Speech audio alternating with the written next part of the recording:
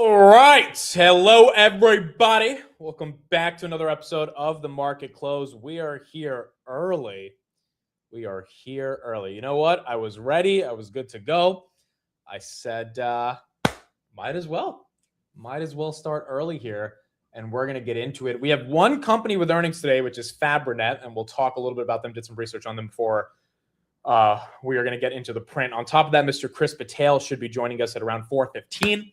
So we will get his perspective. Haven't heard from him in a couple weeks in terms of what's going on in the macro semiconductors memory. He took position on Micron a couple weeks ago, which is doing pretty well. SAS, so we'll get his thoughts on everything else. In terms of the actual market performance today, obviously we're red on the day. S&P 500 right there, down about 0.5%, 773. We were pretty green in the morning, and then slowly, I mean, a lot of headlines came out that were not necessarily bearish, but they weren't super bullish, which I think at like 1:30, Trump said something, which we'll talk about. And what he said is not the most bearish, but nonetheless, the algos got triggered by it, and that took the S&P 500 down. That took NVIDIA down. NVIDIA was having a good day. SpaceX was trying to break 150. SpaceX ended up losing it at 149.30. Now it's at 145.59. That took Rocket Lab down, which was trying to push 85, now at 81.86, up 2%. Palantir also going down. But semis and software in general taking a little bit of a hit after some of those comments. Micron, still a great day, up 5%. It was up a lot more. Same thing with SanDisk, which was up almost 12% at one point, up 8%. So, relatively strong day across the board for a lot of these names. But the names that have continued to get hit, like an AppLovin, continue to get hit, down about 1.5%. I don't know what the Reddit headline is. Obviously, the S&P 500 moves being faded off right here. There has to be a headline. I have not seen it today. I imagine it is there, so I will look for it. But all of software and semis together. I mean, honestly, some of the names that are going up today, Celsius, right? Names that are not really specific to one sector, but that are getting a little bit of a bid. Zeta right there, that's down 1.2%. Corning's up a little bit. CoreWeave's up a little bit. It was red on the day. Bloom Energy is up 1.9%. Nebius, which went to 265, now at 269. It was also at 280. This one has a very important New Jersey data center update meeting at 6 p.m. We might know the results later today, and then we'll see how Nebius reacts to that if that ends up happening. And again, some of the semiconductor stocks were hit. The majority of them stayed pretty green. On the software name, a couple of them went up. The majority of them stayed pretty red. The optics name have been great today, which gets into Fabrinet. I think Fabrinet, I mean, I don't know that much about the company's particular earnings this cycle because I don't follow them too well, but it's an optics play. They're basically a high-end contract manufacturer for optical networking equipment. So kind of I guess the easiest way to think about it is companies would design optical and networking systems, and Fabrinet would help manufacture, package, assemble, integrate, and test all of them at scale. So it makes sense why the stock has had the run that it's had with the AAOIs and Lumentums of the world. And given the optics and memory trade has kind of come back over the past couple of weeks, I would imagine Fabrinet has a really good earnings. Maybe there's some prizes with some acquisitions like Credo had a couple of months ago, where they do something that kind of gets the stock to immediately have a knee-jerk reaction. Credo right there up 10%, but I would think this is going to be a relatively decent print. It's already up 5% going into the print though. So, maybe the downside is more likely than the upside if everything is not perfect, but this one will be an important one that I have to see. I don't see the headline on Nike either. There's got to be something on Nike that's causing this red, down 3.8%. Nike and Reddit having a little bit of an ugly day. Okay, so here's what Trump said around Iran at around 1:30, and this is what got the entire market to take a little bit more of a dip. Let's pull this up right here. On the expiration of the memorandum of understanding, are you any closer today to reaching a final deal to end Iran's nuclear program? Well, they want to make a deal, but they're not going to make the kind of a deal that I feel is necessary. Look, we're in there for one reason. Iran cannot have a nuclear weapon. You understand that? Iran cannot have a nuclear weapon, and they won't have a nuclear weapon. And right now, them building one after what we did previously with the B-2 bombers, going to be a long time behalf. But Iran cannot have. It's very simple. They can't have a nuclear weapon. How do you respond to folks who say that you are prioritizing the interest of adversaries in North Korea over our longtime partners by scaling back these military exercises? No, I'm making it much safer. You see, I'm actually making it much safer. Kim Jong-un has always treated me with great respect. And we met on numerous occasions, actually, two primary occasions. spoken and spent time. I understand him. He understands me. You're doing war games. I get along with him. You know, he didn't like Biden. He didn't like Obama. He didn't like anybody. But I get along with him very well. Now, what I'm doing. So if you missed it, Trump basically said, I don't care about extending the memorandum of understanding, that 60-day MOU, which officially will come to an end today. And that spiked up oil about 2 hours ago. It also spiked up bond yields, which, you know, again, it's not like the market crashed or anything. It's just any level of green momentum that we had today kind of ended up taking a hit outside of certain sectors. This 10-year also is just not pretty to see the way that it continues to continue, you know, going up 4.72.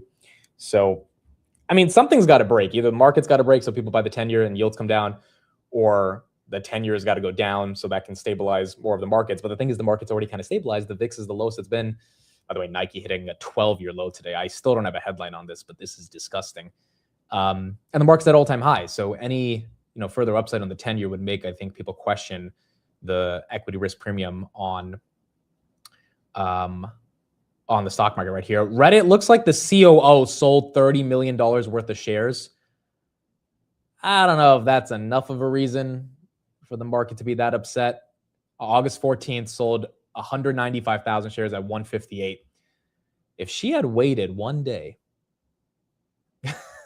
she would have got better pricing on the S&P stuff. But the point is, like, $30 million worth of an insider sell. I don't know if that's enough to take Reddit down, but maybe that's the reason. Gold right here, still up on the day, 1% with that 10-year, and oil spiking up. And then this is what Trump had to say about South Korea, given he talked about that last night as well. Very positive. Well, just so you understand what South Korea, look, South Korea has been protected by us for many, many years. And during my first term, they agreed to pay close to $3 billion a year for protection because we don't, you know, they essentially weren't paying. And I asked them to do that at my request. I said, not right. They weren't happy about it, but they agreed. I asked for $10 billion and they were very unhappy.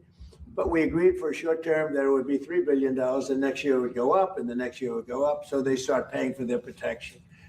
When the election was rigged, and I ended up watching for 4 years and then coming back, I watched Biden rescind that $3 billion a year for whatever reason. When I called recently, President of South Korea, who I like, I think he's very nice actually, but I called him. I said, "Would you like to give us a little hand? We don't need help with Iran. But if you'd like, give us a hand with Iran." He said, "No, thanks." And I said, "Wait a minute, we have 39,000 soldiers over there guarding you from Kim Jong-un, your next door neighbor, and you're not going to help us on a very easy military operation in Iran? That's strange." No, we'd rather not get involved." I say, "Well, why are we involved in helping you?" So, and I want to help them, but, you know, when So you got oil up from Trump saying he doesn't really care about extending the MOU. You've got this new layer of geopolitical volatility, NVIDIA taking a dump right here in terms of South Korea, North Korea, which I don't think is actually going to turn into anything, but nonetheless, the market doesn't like uncertainty. And again, S&P's at all-time highs. VIX is at basically 52-week lows. So any level of introduced volatility could be bad, you know, for a variety of sectors. But again, when we mean bad, if we go down 1 or 2%, it's not the end of the world. It's just, again, S&P goes down 1 or 2%. Some of these other stocks take a 5 to 10% hit. Microsoft is the most confusing today. I don't know why this is down 4%. This was chasing 520 last week. I don't know if it's just software taking a little bit of a beating. Meta, of course, with the lawsuits, continues to get hit. Meta down 3.7%. I guess big tech in general was red today. Amazon lost 260 for a while, now back at 260, but Microsoft down 3. A little weird. Tariff updates. U.S. officials offer to deduct only U.S.-specific value content from 15% tariffs on Canadian vehicles, but Canadian officials want all North American content deducted. U.S. Canada discussing possible reduction in U.S. autos to 15% after some value content deductions from 25%.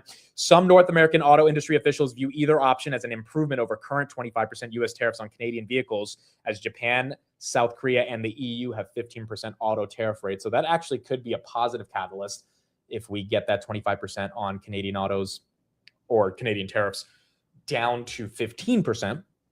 which would be good. Again, your photonics name's getting some love. Nebius right there down about 3.6. But even that headline was not enough to, get the market to be more excited. By the way, Bloomberg also saying Anthropic's revenue run rate has surpassed 65 billion ahead of the IPO. There were rumors that it was 60 to 7 billion. Bloomberg is saying 65. I think we're going to get that S1 pretty soon. And when we do, we'll have a lot more clarity on what's going on right there. Iran, that's up 1.6% on the day. South Korea up about 2.5%. SpaceX, still a relatively good day, even if it's down from 149, up 4%. Then Intel up 1% as well. Cerebras, I still could not find the headline. I mean, I saw some stuff about Grok raising more money, which I guess could be part of the reason this is up. I think it's a little bit more having to do with the 13Fs, but a 15% move is pretty aggressive. Now, granted, a 15% move to the downside was also kind of weird, given the earnings weren't really bad. Like, they spend a bit more on operating expenses, but it wasn't enough to take it down 20%, which is what happened last week. So honestly, it could just be correcting back from the level that it was supposed to stay at. Nike, what is the headline? Does anyone have a reason? Did it just lose all levels of support? I mean, we have not seen this. This is 5 years. The stock's down 77% as this one continues to get hit. Oracle also down 2.5% on the day with the rest of the NeoCloud. So Nebius has that New Jersey meeting at 6 p.m. I don't know how we're going to get an update from it. I would imagine hopefully we'll find out soon enough what the impact of that meeting is or what the actual conclusion is. But it feels like that could be a potential negative catalyst if it delays the data center, if there's any bigger concerns. I don't think it would cancel the data center, but that's probably why the stock is selling off. But also the stock ran up like 40% in a week, right? So it's kind of one of those things that is normal when it's giving back some of the gains. Nvidia losing it all, 227 to below 225. This one could not keep it. And unfortunately, you're taking a bit of a hit right there. Some other data that was actually really interesting on the global economy in the context of China. We got 4 minutes till the market closes. This was quite incredible. China's net new loans dropped 50 billion in July, marking only the third monthly decline this century. So, how the United States and U.S. consumers are constantly loading up on loans, whether it's business loans, consumer loans, personal loans, student loans, car loans, credit card loans. China on aggregate went down by 50 billion. The decline was more than 3x larger than expected. And it makes you wonder, yes, the U.S. has a lot of debt, and yes, we have a lot of lending, but the opposite problem of very little debt and little lending means the economy is not going to move forward, right? So it's one of those things where globally, I think a lot of eyes are on China to see how much money actually gets put into the system. Microsoft right there, 480, as that is down 3% of the day. NASDAQ says we're engaging with regulators to offer nearly continuous trading 23 hours a day, 5 days a week on NASDAQ stock market. December 6th, we will introduce a new trading session from 9 p.m. to 4 a.m. Eastern. Okay, so that doesn't mean the market's going to close at 4 a.m. That means the market will still close at 4 p.m., but they're basically going to allow after-hours trading the way Robinhood allows it, starting at 8 p.m., which just means there's going to be more liquidity. I mean, after-hours trading already goes until 8 p.m., and then 8 p.m. to 4 a.m. Robinhood allows on their Blue Ocean servers to have more overnight trading. So does IBKR and a variety of different Webull, et cetera. So it looks like NASDAQ's going to join in that, which creates more liquidity, which once again speaks to the argument around tokenized equities and how the blockchain will ultimately let everyone trade anything at any point. Reddit right there down 7, AAOI up about 3. Let's do a pump or dump on Fabrinet. Put in the chat if anyone owns this. It's not the most popular optics name, but it definitely will give us some insight into the industry and what we can expect for optics right here.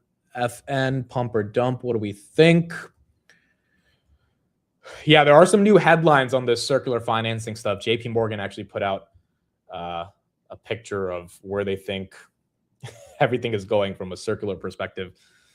Once again, as long as there is an ROI, which is why this Anthropic IPO is super important, it's not going to be a circular, even if the diagrams look scary. But if not, that's when people start reading into what's actually going on. Also, a senior Iranian official early in the morning said Iran has decided to shift its policy from defensive to a fully offensive one.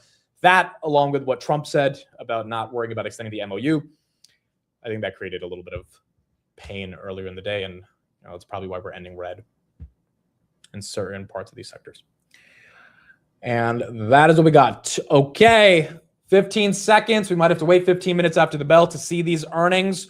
We'll go through some of these headlines while we're waiting for it, but that is the one we're looking for. S&P 500 looks like we are going to close red on the day. First red day we've had in about 5 trading sessions. Monday, August 17th, 4 p.m.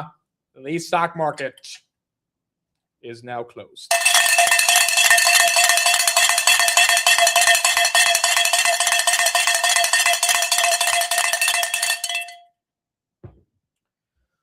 All right, we are done for the day on the S&P 500 as we close at 772.65, down about 0.47% of the day. Micron had a great day, up 4%. Finally got to close it back above 1,000 for the first time in a month.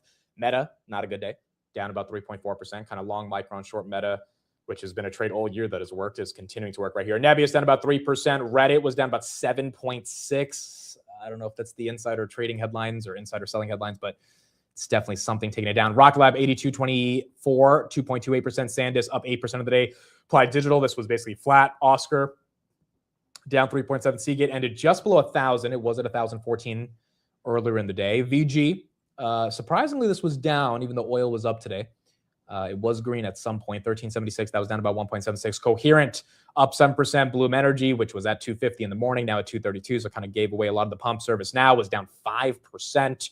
Some of your software names actually took a little bit more of a beating. Palantir was down about 1%. Salesforce was down 2.3%. And then Adobe was also down 4%. SpyDrive way more than expected today. Yeah, I think as soon as we had those Trump comments about the MOU, Spy with 30 million shares of volume, average volume is closer to 40 to 50 million. So I think a lot more of that volume came in around 1 p.m. when Trump made that comment. And that comment wasn't like, yeah, of course he's not interested in extending the MOU because like, why would he say he is, right? But the markets just interpreted that as like, we're not getting any ceasefire anytime soon, which they might be right about. Maybe we're not. Robinhood right there, 96.25. This one was also flat. Yeah, Inflection was up about 5%. Some of the quantum names did okay. 1340 on Inflection. Okay, let's take a look at a couple other headlines, and then again, we'll have Fabrinet at around 4:15. We'll see how the market interprets this broader optic sector. Muters after 10 minutes will say, "Oh, I missed the market close because I muted the bell." That would be kind of funny if you mute the bell and you forget to unmute the stream. Has that happened to anybody before? You mute the bell, then you forget to unmute because you get busy. And then 20 minutes later, it's like, oh, yeah, the market's closed. Buzz family sold the rest of their Lakers stake. That is correct. They sold the last 12.7%. It looks like the Kushners and Bob Iger are going to end up owning the Lakers, which is quite incredible. The fact that it got sold 2 times within 12 months doesn't happen in professional sports that easily. But given the financing problems that the previous owner had, it looks like that might end up happening. NVIDIA right there, 224.92, as that one also kind of lost a lot of its pump today. Let me show you guys what happened with the day trades today, because I think this is a more realistic sense of how some of these days can play out. So total P&L for the day was $292.57. But take a look at the breakdown, okay? So NVIDIA, we made $411 on. Palantir, we made $9 on. Rocket Lab, we made $1,216 on. Meta, we made $9 on. Robinhood, we made $734 on. This was setting up to be like a $3,000 day. And then freaking SpaceX, we lost $2,000 on. So how did this day play out? I think I was up like 12 or 1,300 on the day. And then SpaceX was at like 149.30. And I was like, this thing's going over 150. Like it's happening. Momentum's there. It's going to break through. And so I long SpaceX. I'm like, come on, we're going to break 150. And that thing topped so aggressively at 149.50. And then I'm in this thing for the next 40 minutes. 146, 147, 148. I'm like, it's going to come back. It's going to come back. And then finally at 148.80, I was like, I'm just taking my loss. Like, this is not going. And that was the right decision because then it proceeded to go down to 145. However, at the same moment, I realized, okay, Rocket Lab's got to be a short then. If SpaceX going lower, Rocket Lab is a short. So then I short Rocket Lab at 83.60. The problem is I covered at 83.39. So I made my money back, which is why I ended with like a profit of $300 or else I would have been down like $1,500 on the day. But then Rocket Lab ends up going to 81.80. So if I held on to the Rocket Lab short, it would have been like a $4,000 day. So it's one of those things where it's like the name of the game is to just stay profitable. And so once I realized SpaceX wasn't a long anymore, like whenever you realize SpaceX is not a long anymore during the day, Rocket Lab is free money on the short side. Because I'm telling you, I think I've done this like 5 times. It follows SpaceX every freaking time. So Rocket Lab was pushing 84 when SpaceX was pushing below 147. I was like, it's inevitably going to fall. Like the algos will not let Rocket Lab diverge that much. And then it fell. It just ended up falling so aggressively, and I missed like the actual move down, but at least I didn't lose any money. So yeah, that is a more realistic day when it comes to trading sometimes. You lose some money on one side, but then you can use the alpha from understanding why you lost money and potentially take a different trade on a different stock in the same sector. It happened to be Rocket Lab, and that's how the day ended. Rocket Lab right there, 2.28%. NVIDIA ended up turning red. Yeah, I was actually long NVIDIA, 227. I think I sold it for like 20 cents up, but this one just could not break through 227.50. Got to 227.90 for like a millisecond and then proceeded to just fall. But the Trump comments didn't help. Oil going up didn't help either. And then this thing just ended up going down. ASML, I like. If you're asking for my outlook on ASML, I'm not an expert on this name. I think they have a real moat when it comes to lithography and EUVs. The whole China DUV news was absolute nonsense a couple of weeks ago. I don't know why that halted the stock down. I just think the easy money in ASML has been made. Again, this is a name you can hold, I think, for the next few years without having to worry about that much disruption. But if the market takes a dump, ASML is one of the higher leveraged semi names, even though it's not as high beta as like the Microns of the world. But I think their moat is definitely more intact than a variety of different memory names. So I like ASML. It's just, it's up 50% this year. So the alpha is not the most aggressive. Cerebras 251.98 as that continued to be up on the day. FN, do we have the earnings yet? We do not have the earnings. We're going to see 5.99. It closed at 5.9868, up about 5%.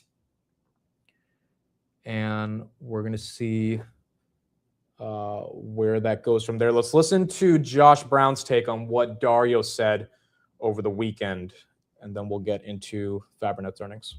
Brain drain, some of the departures, Yeah. the difference between the way these two companies are perceived.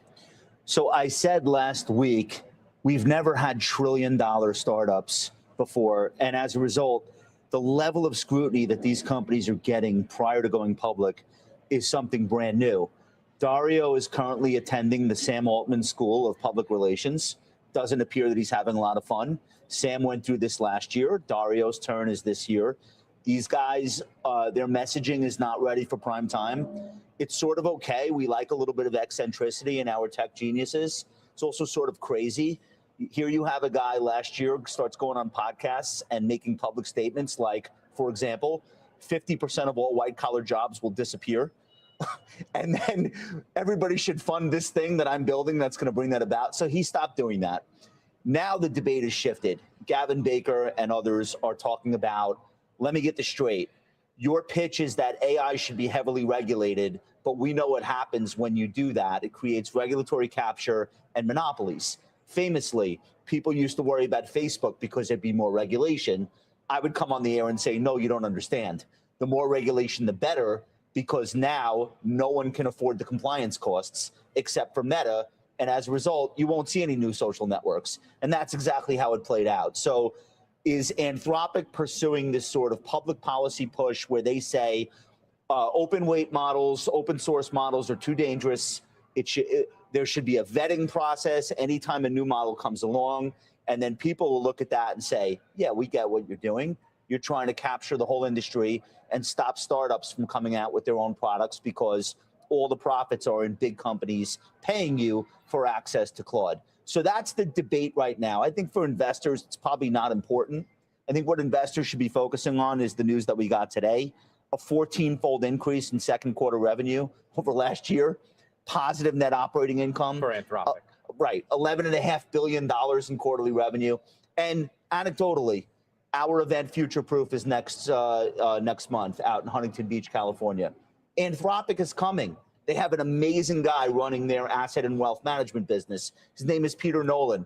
they'll be making announcements with like lots of companies Okay, there. so I don't even know who his counterpart is at OpenAI. okay, so Nobody does. So what does that tell you about what they want their reach to be and where they see the multifacets of their That's a great bigger question. business going? Okay, the multifacets of their bigger business are going in one direction, upstream.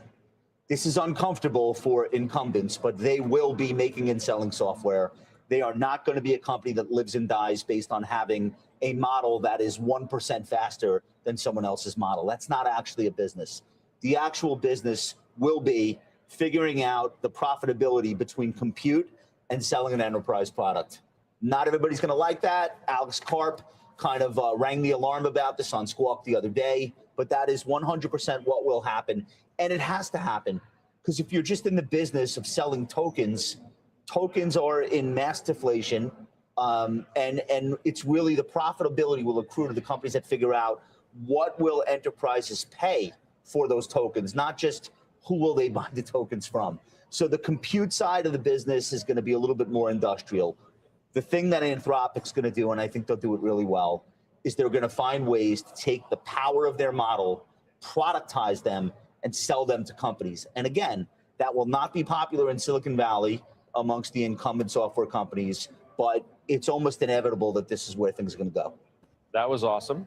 And now I think Josh is absolutely correct on that. I also wonder what application layers are they going to go after? Because he's right. Like, they can't go public and say, we're just going to keep selling more tokens. Maybe, you know, what's his name? Gavin Baker says that actually is going to be the way they communicate to the public and say that, you know, tokens are profitable, but tokens are massively deflating. Jensen has made this pretty obvious. So there's going to have to be a bigger pitch, like asset management, for example, or customer relationship management tools that Anthropic really gets in through and finds a way to convince enterprises that, you know, these products are worth billions and billions of dollars, and sustainably can grow their ARR, which, you know, is at 70 billion right now. So I think that S1 is going to be very important. Hopefully it comes out in the next coming weeks. I think we would have to get it by like mid-September, and that'll determine if they can actually go public. Is that why Microsoft was down today? I don't know. Maybe Anthropic's push into enterprise software could have been a reason. I mean, a lot of stocks were kind of flip-flopping all throughout the day and didn't give us a good enough reason. I mean, I guess IGV was down, so Microsoft kind of took it. I also think, honestly, people were taking some profits on Microsoft. I mean, this name is run massively, and I don't know, seeing it go below 500, loaded up at 350, probably wanted to secure some gains, even though it was one of the biggest stocks that was bought by super investors in Q2. And so I don't think it's that concerning, but it was kind of weird that ended up taking that 3% hit. UBS on NVIDIA earnings, they're expecting a $95 billion revenue milestone for NVIDIA, which would give it 100% year-over-year growth. For Q3, they're seeing 110 billion potential in revenue. Blackwell demand is strong. Rubin units are beginning to layer in ahead of what could be a more meaningful revenue step up. Because of many debates around AI infrastructure, ROI, and credit risk are outside of NVIDIA's control, UBS says, we think the numbers are more important than the narrative, which is fair. They also think there's a world in which $20 of earnings per share, EPS, in calendar year 2028 is going to be there.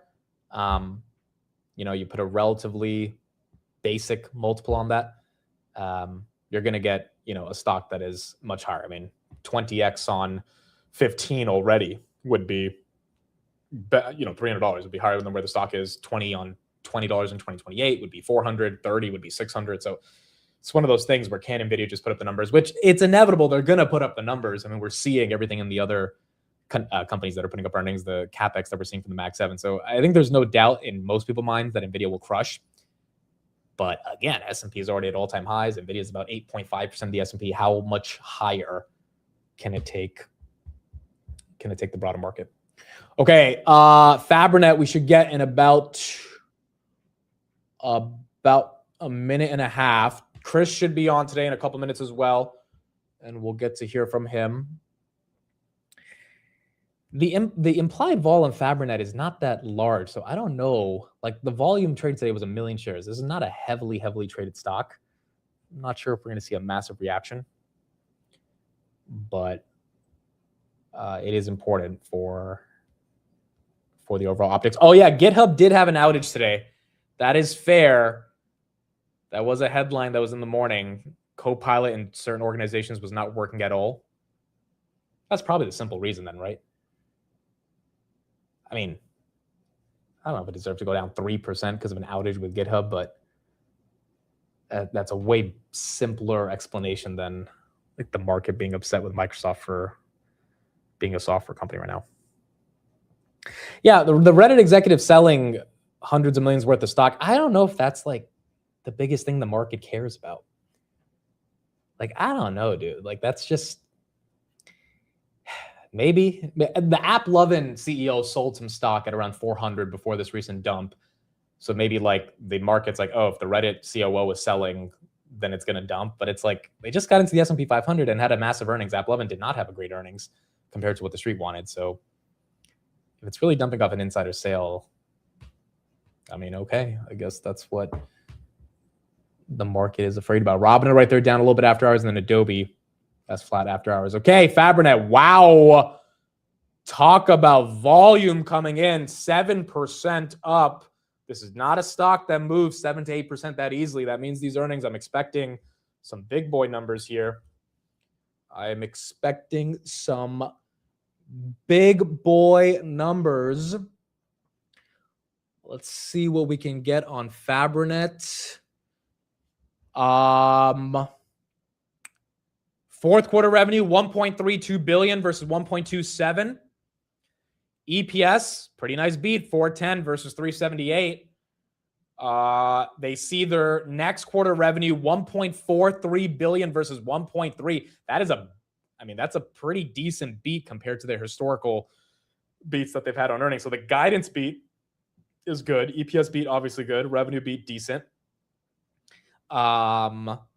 Let's see if we can get some more information on this, but it's enough for the street to be excited. All right, on their website, CEO, our fourth quarter was exceptional, capping off a remarkable year of accelerating growth and strong momentum. We achieved record quarterly revenues of 1.3 billion, exceeding our guidance range, 45% year-over-year growth.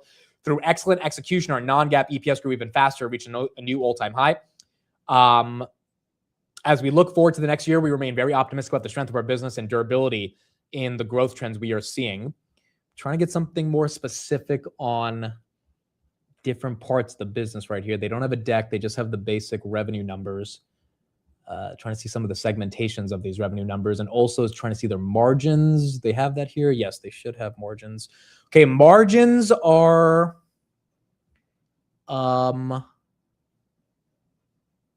well, they're better than expected. It went from 9.8% on operating profit to 10.2%. Stock's not wow, went to 650, dude. Back at 610. So you have at least some level of leverage by about 40 basis points. Net income again, faster than expected growth. Revenue at 42%. This thing about to go red. Lumentum, that was up 4% on the day. Oh, wow, it's losing all of it. Wow. 598 to 650, and now she goes red. I wonder if she's going to fall 7% or if she can at least stabilize right there. Lost it all. This is why you don't gamble earnings. That's why you don't gamble earnings. You just never know. You just never freaking know. Let's see if it reverses, though. This might have to wait till the call. Look at that chart, dude. Look at that candle. Just straight up and then immediately. Ouchie. Ouchie. Right down there. Well, the numbers are good. That's what matters, especially if you're in the optics trade. If you care about that bottleneck, making sure that the guidance was good, that the top line revenue growth was good. I mean, a lot of these companies, Cerebras, Coherent, Fabrinet, Lumentum, none of their earnings were bad. None of their numbers were bad. They just weren't as good as the street wanted, because even SanDisk, right? And it took a 20% drop, and it's rebounded 30% in the past couple of days, simply because these stocks were trading at very high levels, and they just needed way bigger of a beat. Fabrinet was still up 25% on the year going into the print. So as long as the earnings are not declining, the stock prices are whatever, they will catch up to the earnings. I mean, literally SanDisk was the perfect case study. $1,200 stock on earnings up to $1,800 today. On a good earnings too. Just Q over Q growth was slightly lower than expected, given the previous quarters were so amazing. And that's not really the company's fault at that point. So I think the execution here is not something that people have to be too upset about. Yeah, maybe to an extent it ended up being priced in.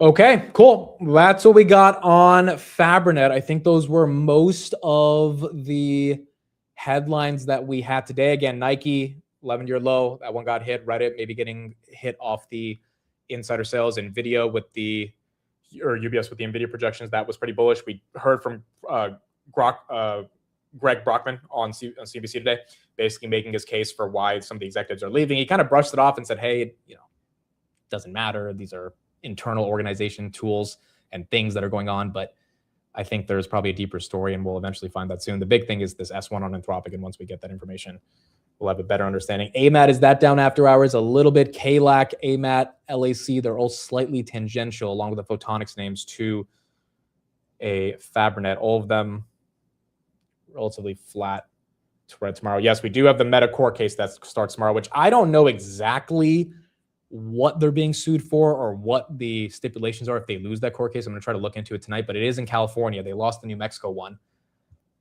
I mean, if they lose court cases back to back, it's just obviously not the best look for Meta. All right, folks, let's bring someone onto the show.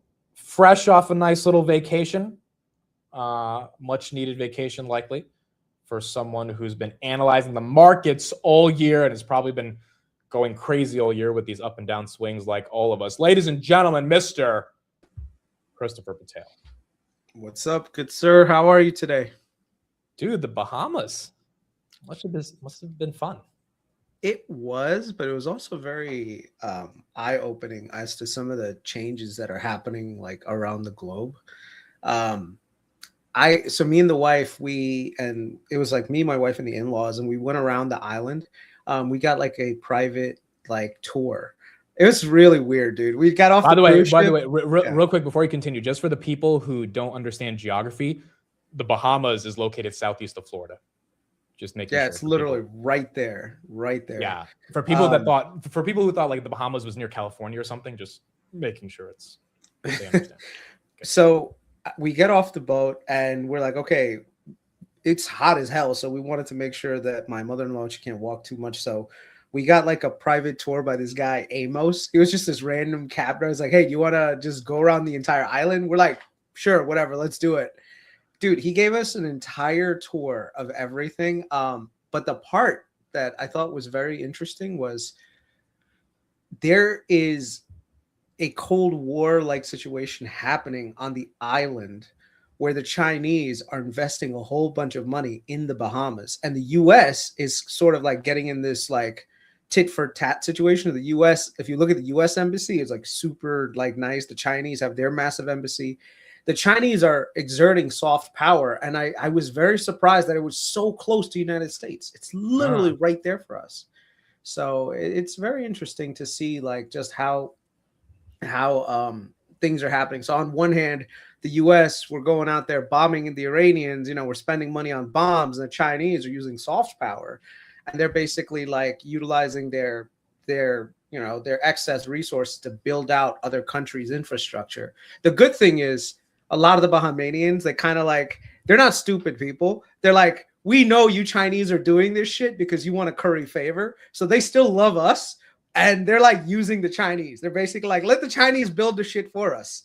But at the end of the day, like America's like we get most of our tourists from America. Like we have a relationship with the Americans. Belt and Road Initiative. China's been on this theme for the past decade now of trying to build up a lot of leverage across the world, either by giving free resources, free loans, etc.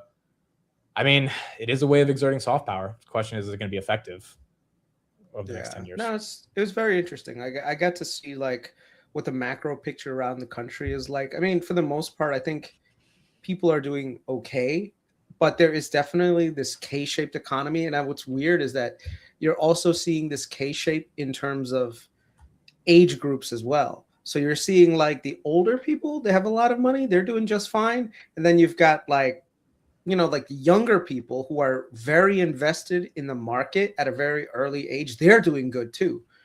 But it's like that 35 to like 50 something person that's like struggling. Like I can't even explain how that even remotely like pans out. But like there was a lot of people that I saw, and maybe it's because I was in Miami, and Miami is now like you're seeing it in Miami. In Miami, you're either really old or you're really young. And it's like the new rich, and then you've got the old rich, and then everyone in the middle is just kind of like, okay, you know. Okay, so speaking about how the economy is going, there's a lot to get into, but we're at all-time highs. It's a bull market. ServiceNow is working and Micron is working. I mean, what is your take? The 10 years at 4.7, war is not over, S&P's at all-time highs, semi, software, everything's coming back. Like, are we just in a good place right now in the market? I mean, yes and no. I think there is a certain thing, like semiconductors. All right, so let's do software first, because software is actually the thing that really should not have been oversold to the degree that it did. Because I mean, software was sold off based on a narrative, right? The fundamentals were still strong on almost every SaaS name that was out there. But like, unless you were like one of these really, really thin layer companies in the SaaS world, then maybe you saw some hit in terms of like business. And a lot of these guys, they'll like come out and say like, oh, like our move down is a macro related like issue, but it's not, right? I'll give you an example. TTD. Everyone loved Trade Desk like 3 years ago, right? Everyone was like, oh my God, TTD, right? TTD comes out, they have a shitty earnings, and they're like, oh, this is a macro related issue.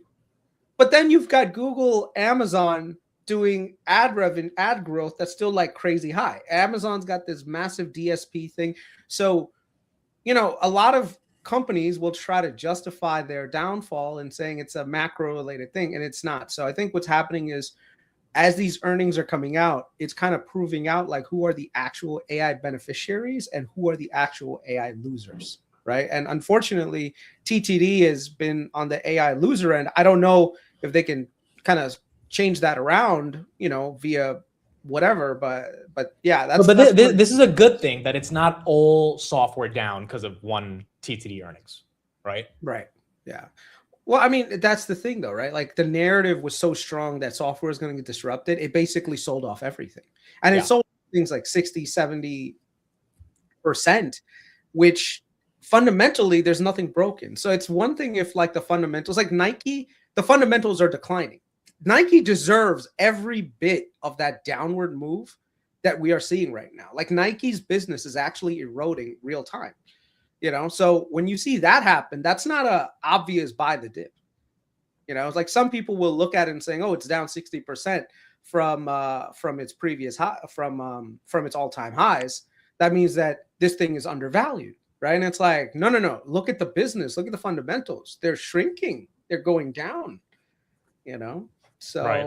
I think we have to be like, I think this is the time where you have to take fundamentals and narratives and see if the narrative is actually real or if it's just people talking out of their ass. Like the reason why I was confident in buying the Micron spreads that I bought was because what was the reason for the sell-off? Did everyone just all of a sudden say like, we're not going to buy memory anymore? If anything, it was the opposite, but it was just bunch of leverage leaving the market. So I think the sell-off to some degree was probably deserved in Micron, but not to the degree that it went down to almost 700. I think that Leopold blow up and that forced selling created a really special situation where if you just looked beyond like that short-term thing, you could see that this thing was going to have a nice bounce back, but the thing is, how sustainable is this bounce back? We're going to have to see, because there is a lot more fear in the market now with regards to like, hey, is memory going to be, sustainable? So I do think that the 1250 is probably a good target to have on it. I do think that this is something that I've been probably saying on Twitter a lot, which is I feel like this is a very NVIDIA-like moment that we saw earlier, where NVIDIA went down to 165 and then eventually it got back to like the 220s. And then it's kind of been range bound in between that 175, 220 range. And it's finally like breaking out slowly. I think Micron's kind of in the same thing right now, where I think the 700s were like the low, and then the 1200s and 1300s are going to be like a short-term top. And I think every quarter that goes by, that number is going to be raised up just a little bit higher. And eventually I think the 1250 is probably going to end up becoming the base, you know? I think Micron, just like Fabrinet here, the earnings just like a lot of it was priced in, right? Same thing that happened to Micron. And so this dump that you're seeing on Fabrinet right here is not because the company didn't execute. Same thing with Micron when it fell to 700. It was just, once again, the stocks kind of went parabolic. It begs the question though, Chris, like, do you feel stocks are decent to buy with this A, 10-year at 4.7, B, I mean, I don't think software is a great buy anymore. A lot of those names have, unless you want to take a chance on AppLovin or TT, like all those names have rallied. I also don't know if semis are a great buy anymore because they've also, Nebius at 280. I don't know if that's the best buy. So do you think in general, dip buyers should be excited with the 10-year at this level? Or, does your capital really need like a 10, 15% move down to even think of buying the dip again? I think the asymmetric return part of the AI trade is pretty much done, right? Like, whenever you have something that comes in that's new, everyone is just like front running the hell out of it. And then it just goes asymmetric. And then there's this period where the market just kind of digests all of that. And the question then becomes, is the earnings tangible? Is it real? Can it keep going? And then that question keeps it muted and just keeps it range bound for a little bit. Right. So I think that's what's going to happen with a lot of the semi names where, or even the hyperscale, like the neo cloud names, like the neo cloud names, you're talking about companies that are up. I mean, Nebius is up, what, like 10x in the last year? Yeah. Right. Yeah. So, there's got to be a period where people just, say to themselves, okay, how much more can this thing go? I mean, to be fair, I think Nebius long term is probably going to be a winner. They could be a huge player. The only thing that you have to remember with Nebius, and I think this is the one thing that a lot of retail investors, they may or may not appreciate, which is, yes, top line growth is very important, but you also have to keep your eye on the bottom line, right? And so what happens is Nebius is like, yeah, we're growing this much, but then you also have a bunch of that free cash flow that's constantly going back into building that infrastructure. And the thing is that payback in that infrastructure, it's going to take a while before it, becomes palatable. So I don't know. Like, I look at Nebius and I see this is a real business. I don't think it's going anywhere. Do I think that it could possibly have, let's say the AI trade blows up? I think it has a 60% downward chance that it happens. But I think that move down would probably be a great buyable dip because their business is actually doing okay. I think also the year payback periods that they highlighted on the earnings was also really important to give a lot of confidence. I mean, those earnings basically took the street from, this is kind of dead, we're really scared about it, to, oh yeah, it's like, this is one of the most important AI names. And I feel like not every semiconductor earnings has been like that. CoreWeave was like that. Nebius was like that. Hopefully Iren is like that. But to your point, how many of those can they put up? And theoretically, and this goes into another question, like NVIDIA's coming up. Jensen's saying semiconductor industry has to 10x. I mean, I know you've been a bit more bearish on CapEx, but has anything changed on your mind with this $500 billion in financing? Like, because if it is going to 10x, Nebius is probably going to have sustainable growth for a very long time. I mean, sustainable growth on the top line versus sustainable growth overall is kind of a different thing. Like, is there a point where Nebius ends up becoming profitable and being able to do, let's say, share buybacks, do dividends, all of those things? I don't know that yet. Like, I don't think anyone really knows 100% if this is going to be a situation where all of this money that's going in, it's actually going to be used, or at least what the timetable is. So as an example, I'll give you, it's like the .com bubble. I don't want to give that as an example, but it's real.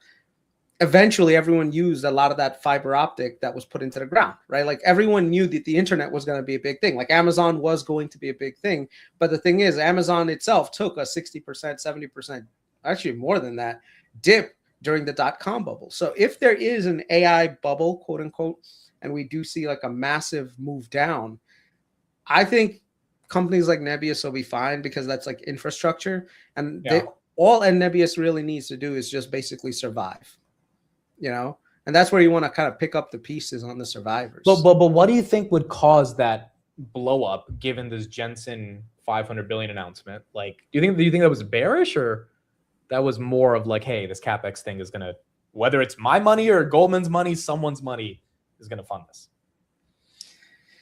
It's a lot of debt. And the thing is that ROI is going to be hard to get unless we start to see like the Anthropic numbers and the OpenAI numbers. And, you know, like we're all guessing right now. Like as much as we want to believe that like everyone's got like the whole picture, I don't think we have the whole picture. You know, and what happens is as time goes on, we start developing that whole picture and we understand like, okay, this is what the profit margin on a neo cloud looks like. This is what's sustainable. This is not what's sustainable. This is the multiple that we can place on this business. I mean, look, there was no neo cloud business at the same level that these guys are right now, literally 3 years ago. So there's no like track record on something that you can do. Like if you have a company that deals with a specific industry and they're breaking into that industry, you can at least put a fair multiple on what the value should be. I don't think you can necessarily do that with the current situation because one, you don't know the depreciation cycle, and I think that's probably one of the major reasons why Burry is very, you know, negative on the sector, in that he sees the depreciation of the chips being closer to 3 years, whereas Jensen is saying it's probably closer to 6 years. And if you ask CoreWeave, they're saying it's 9 years, right? Yeah. But everyone is basically talking their book, right? Like CoreWeave makes absolute sense if you think that every chip that they buy is going to be usable for 9 years and they're going to be rented out at that same premium level forever. CoreWeave would be like one of the biggest companies on the planet if you believe that. NVIDIA wants it to be 6 years because they want to keep selling more chips into this whole thing. And then you've got Burry, who's short and saying, I think all of this shit is a loss-making enterprise because these guys never make enough money to outlive the depreciation curve. So it's kind of a, you know, like everyone is basically justifying the future based on their own personal, you know, upside. Right. And then on one hand, you have Zucks tomorrow, who's going to go to court. Is this thesis done for you for the year? I mean, like, what are we doing with this stock? I think we're entering into this phase on Meta, very similar to what we saw with Google, in that there's just so much headline risk that every time this thing is going to rally a little bit, you're going to see headlines come up that basically kill that higher momentum. And then eventually, if that whole thing gets resolved, then you'll see it trading at a better multiple. Like Google was always stuck under that 20 times multiple, primarily because they had to deal with the issues with antitrust. And Meta is going through this right now. The only thing is Meta, in my opinion, is probably a very soft target for a lot of local governments in figuring out ways that they can fund themselves, because they're like, oh, this is $100 billion company. Even if we get $1 billion settlement out of them, that's $1 billion plus that we have, you know. Like you saw this with the Europeans love this shit. Europeans are by far the best when it comes to, oh, you want access to our markets? You got to do this. You got to do that. I feel like they create laws specifically for these guys to violate so they can find them. You know? But does that mean Meta's going below 500? Like, I still don't think it gets that bad. Granted, like the 520s-ish is kind of the area that is in my head where it could bounce again. I mean, like I good. Their cash flows are strong. You know, the only thing is that the biggest ding to them is they are investing a lot in the AI infrastructure build out, right? And the thing is that's draining their free cash flow. But I think at some point, if the stock goes too low, Zuck might come out and say, look, let's get our spending under check and just start to do massive amount of buyback. So that kind of puts like a floor price under where this thing is. So it's kind of like a weird situation where you've got a lot of pressure from the bottom keeping the stock up, and then you've got a lot of pressure from the top keeping it down. Yeah, which is why I think like buying the dip here is fine, but waiting for like the 520, 530 range is a little better, especially because one headline takes it down a couple percent. But then I think Zuck's also, I don't think he lets it go below 500. I think it becomes 2022 year of efficiency where he says, all right, scrap the metaverse, something before he because I mean, he can't keep spending on CapEx if the stock keeps falling down. Like there's going to be a moment of truth, especially if the compute business doesn't actually take off. Well, I mean, it depends on the best use of capital, right? If the stock was trading at 80 right now, you think Zuckerberg wouldn't be the first one to say, fuck this, cut this CapEx shit, let's buy back our shares and become like, you know, like back to 500 again. Like, no, I mean, it's just, there's a certain level of pain that Zuck will be willing to be okay with saying it's fine. We can live with the stock at this price, But I think at some point he'll flip it. I just don't know what that is. So VIX is at the lows, 10 years at the highs. Do you think it makes sense to be a bit more bearish right now and cautious? Or is this a grind higher slowly by slowly type of market towards end of year? I think we all need to be looking at fixed income. Like, I feel like fixed income, this entire generation of investors, they grew up post 2008. And so they never really got to see the benefits of being in fixed income. And the thing is, there is, in my opinion, just my opinion, there's more value in fixed income right now than there is being in the S&P 500. I think the S&P 500 is the most crowded trade in the market. Now, that doesn't mean you can't make money in the S&P 500. Not saying that at all. But this whole idea that everyone should just buy the index, I think that was a good idea, but it really depends on your time frame and when you enter. Like, I think people keep harking back to that whole like Warren Buffett thing where Buffett said just buy the index and don't look at it for another 40 years. Well, the thing is, like, some people don't want to wait 40 years, right? Like, if you look at the S&P 500, like, do the SPY, go to max on the S&P 500. So, and scroll down. So if you go to .com around 1999, right? The S&P 500 at the time, keep going all the way up. It was trading at like $143, right? Yeah. And then all the way to 2009 is when it got back to where it was 140 again. And then it went back down again. And then it came back all the way up to, that in like 20 something, right? But since then, it's been a straight line up with very few meaningful dips. Exactly. That's totally fine. The problem is when you're buying like the S&P 500, you're buying the entire, basically that basket. You have to look at it in terms of like what the earnings yield of that entire index is. What do you think is the earning yield on the S&P 500 right now? Well, the growth rate's at 30. Expectation was 20. Not that I'm saying, like, what is the EPS earnings do you think you're getting on the S&P 500 by buying it right now? Was it 330 for the year? Yeah, it's 3%. Okay. Right.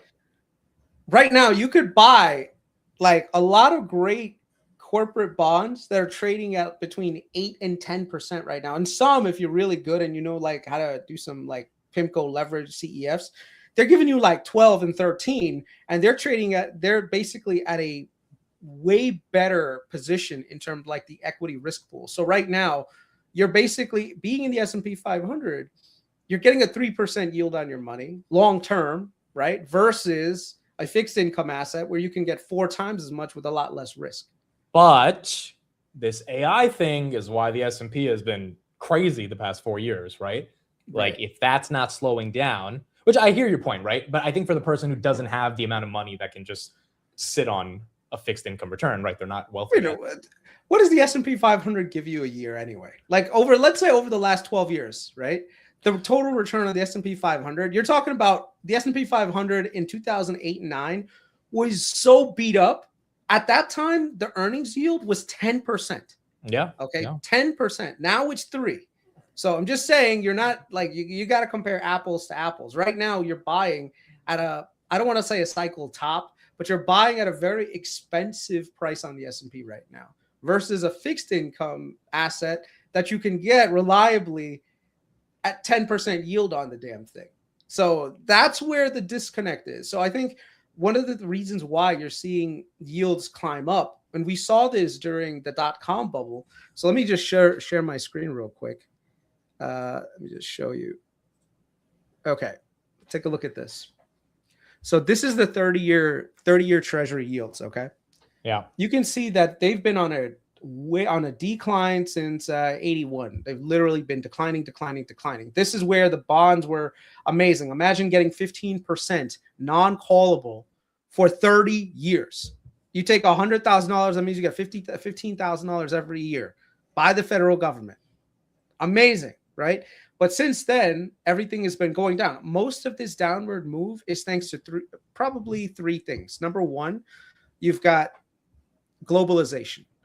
Globalization really took off in the 80s, where we started to import a lot of things from the outside. You've got the rise of China, Japan, all the other countries. So one of the things that did was basically made everything cheaper, right? So if you had to buy stuff, it's cheaper. You started to also outsource a lot of other things. So outsourcing really made things cheap for us as consumers.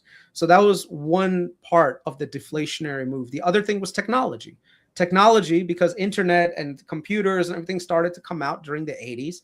And what did that do? That created a massive deflationary cycle. So literally where the interest rates were almost 10, 15% back then on a 30-year treasury, ended up going down all the way to COVID to less than 1.4%, right? Since then, you're starting to see this opposite happen, where we're starting to see deglobalization happen, where everyone is starting to cut off their supply chains a little bit, saying, maybe we don't want to build everything in China. Maybe we don't want to outsource everything to India. And you're seeing this reinflation happen, where now everything is going higher and higher. And, inflation is keeping up to a certain degree. And now your yields are getting to almost like 5.3%. But do you think the market, I guess the fundamental question is, do you think the market needs a 10% correction here to get those yields to get back below 5% and be more reasonable? Well, that's the thing. So right now, everyone is saying, like, look, inflation, if it's running hot at 3-4%, if you're a guy investing in the bond market and you think that the yield that you're going to, if inflation is going to be, let's say 3% for the next 5 years, you're not looking for a 3% yield on a 30-year treasury. No. You're looking for a Right. minimum of 5 to 6 or 7, right? So that's why the treasury rates on the 30-year really long bond is going up. But then at the same time, the equity markets are rising. So you have this weird situation where you kind of need to be in an asset class that's going to give you a higher rate of return than inflation. Which could also be the S&P, could also just be tech, the NASDAQ. Yeah. Which is why and that's running. And that's one of the other things too. So the question then becomes, where are you going to get a better return? Are you going to get it in the bond market? Or are you going to get it in the equity markets? For me, I have to kind of like ask myself, okay, where do I want to be? And I think for me, I would say I want to be somewhere in the middle of that. So as an example, you've got Google, Microsoft, all these guys issuing a crap ton of debt. I mean, if these guys are going to be guaranteeing me, let's say 8 to 10% return. I mean, I know that there's some ways to get a leveraged 8 to 10% return on IG debt. Bro, I'll take that all day on investment grade debt, because if the S&P 500 usually goes up by what? Like on average 7 to 12% per year. Yeah. So if I can get 10% guaranteed by by investment grade company like Microsoft or Amazon or Google, I'll take that shit all day. When do you think this changes? Oil narrative. And I mean, we were at 75 last week. We're back to 85. Like, do you think by the midterms we'll actually get any relief? And if we don't, do you think this rate hike is inevitable? I think a lot of people are not going to like what I'm about to say. But which, by the way, if we get this rate hike, you're only going to get more of an argument for fixed income, as you're going to get better yields, right? It takes two to taco. Did you hear that? I did not. That's a good one. I did not. It takes two to taco, because the thing is, as much as Trump wants to say, hey, guys, everything is good, unless the Iranians are okay with it, sorry, it doesn't, So the Iranians right now, I have a feeling they're playing this game. They're going to Trump saying, let's talk. Something comes around and then they fuck shit up. And the reason why they're doing that is because they want as much pain on this administration as possible. They are purposely causing economic stress on the US, and then not only the US, but all of its global partners. Right. So you've got the European yields are climbing. You've got Japanese yields that are climbing. So basically anyone who's reliant on energy, they're getting absolutely crushed right now because of all this shit happening in the Middle East. So the Iranians are in this position where they're like, we know the Americans won't invade, but we don't want to give them a reason to go harder. So what do we want to do? We want to keep going to a negotiation table and then backing off and then playing Trump and making him constantly like like do weird stuff like today, this whole thing with South Korea. I think it was Yeah. ridiculous. It's like, oh, we're not going to do exercise with South Korea because they didn't help us. Like, what are you, a child? I You also know? I don't know what the hell is South Korea gonna do to help the United States with Iran. Like maybe they can give some money, but like it's not a money problem. We have enough money to fight the war, you know. So it was kind of No, weird bringing that layer into it. The Iranians know that they are in a very strong position right now to negotiate this thing. The Iranians are looking forward to the midterms more than the Democrats are, because I think what they are trying to deliver is a massive Democratic win across the country. Because if we get a blue wave situation where the Republicans lose the House and the Senate, then you basically neutralize the Trump threat. Right? Like Trump right now can do everything that he's doing. Why? Because he's controlling both sides of Congress as well. Right? The Republicans control Congress and Trump basically controls the Republicans. Republicans don't have the balls to fight Trump on 99% of issues. And they just kind of go with it. The Democrats are like, listen, whatever we can do to weaken this guy and make him look like a shitbag for the next 2 years is perfect for us, because that means that in 2028, when our election comes up for our guy, we want to make sure that everyone's like, we need an alternative to Trump, or we need an alternative to the Republicans who basically screwed you. I mean, the entire thesis on the Democrats right now is become that problem for the country to the point where they are brought in as the solution. You know, and that's where we are. And the Trump administration's not helping by being, you know, doing what they're doing right now. Look at this. There's a 15% chance that the Republicans sweep midterms. There's a 48% chance the Democrats do. I mean, like, it's definitely not tilted for the Republicans. And I wonder if Trump is kind of already conceded. And he's like, yeah, I know that there's no way we're going to win the midterm, so I'm just going to keep doing what I'm doing. And I mean, he's going to become a lame duck starting next year, right? If he loses the midterms, he's not going to be able to get anything done. You want to executive bring, order, which will be challenged. Bring that back up again. Bring that whole thing back up again. Look at the poly market and look at when the war started and when the Democrats started to actually, like the what is that called? The Democrat and the Senate thing, right? Look at when they started to actually go up. Yeah, March 15th. You see that? Not even Yeah. March 15th and February. And that's when we started to attack the Iranians. Look. You see that? Look. Yep. March 4th is when Trump actually announced officially. Yeah. Yeah, literally the day of the war, it flipped. Yeah. Goodness, dude.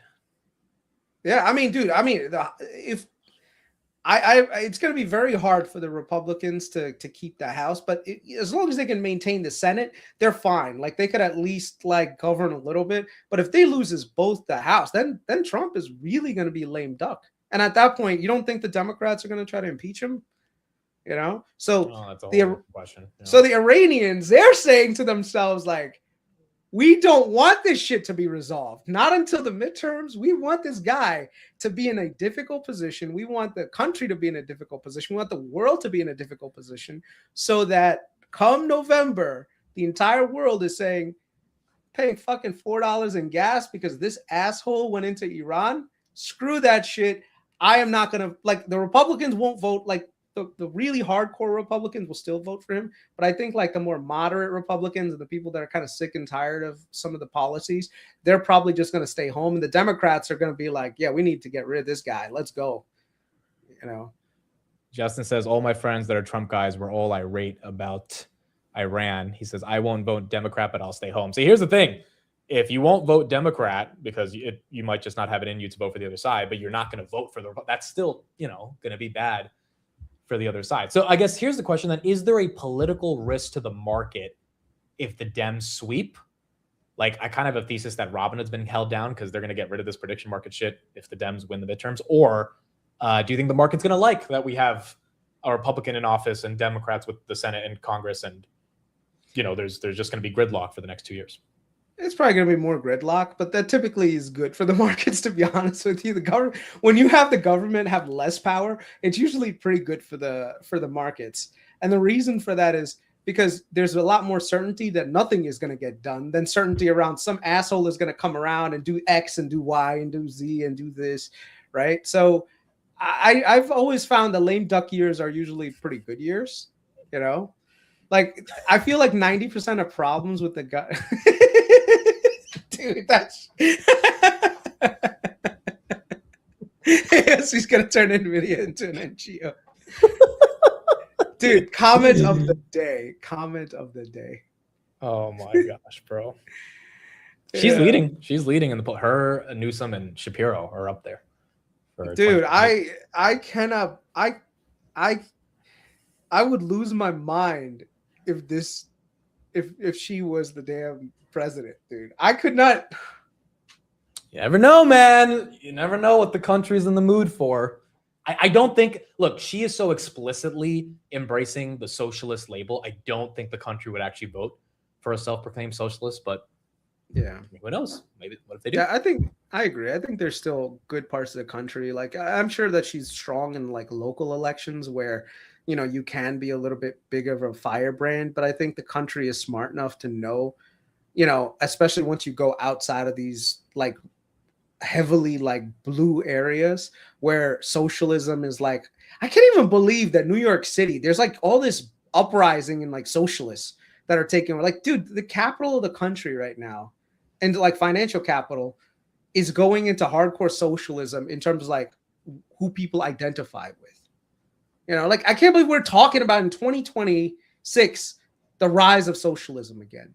It seems stupid. It's like the idea has been proven not to work, and yet everyone. But it's also not that stupid, right? Because it's what happens when economic extremities take place. Like when there's so much wealth. We've seen this throughout history. You know, wealth inequality. Yeah, wealth inequality. That's what I meant to say. I mean, Yeah, maybe I mean, we are living in the most democratized time to get wealthy because of AI. You can start a business, ideas, you can invest in companies, Robinhood. Like there's so many ways to participate in the ownership economy. But then there's also most people that don't give a shit about any of that, right? Yeah. Maybe it's nature's way of controlling things, you know? Like nature has this tendency, like regardless of politics and everything else, nature has a way of always rebalancing things to the center again. And so maybe the wealth inequality situation leads to socialism, but not the hardcore, But not the hard, right? core socialism thing. More like, hey, let's raise taxes on wealthy and let's tax corporations more, and you know, let's. I mean, get dude, things in balance. globalization led to Trump. All these jobs being shipped overseas. That is how Trump, America First, came into power. Right? True.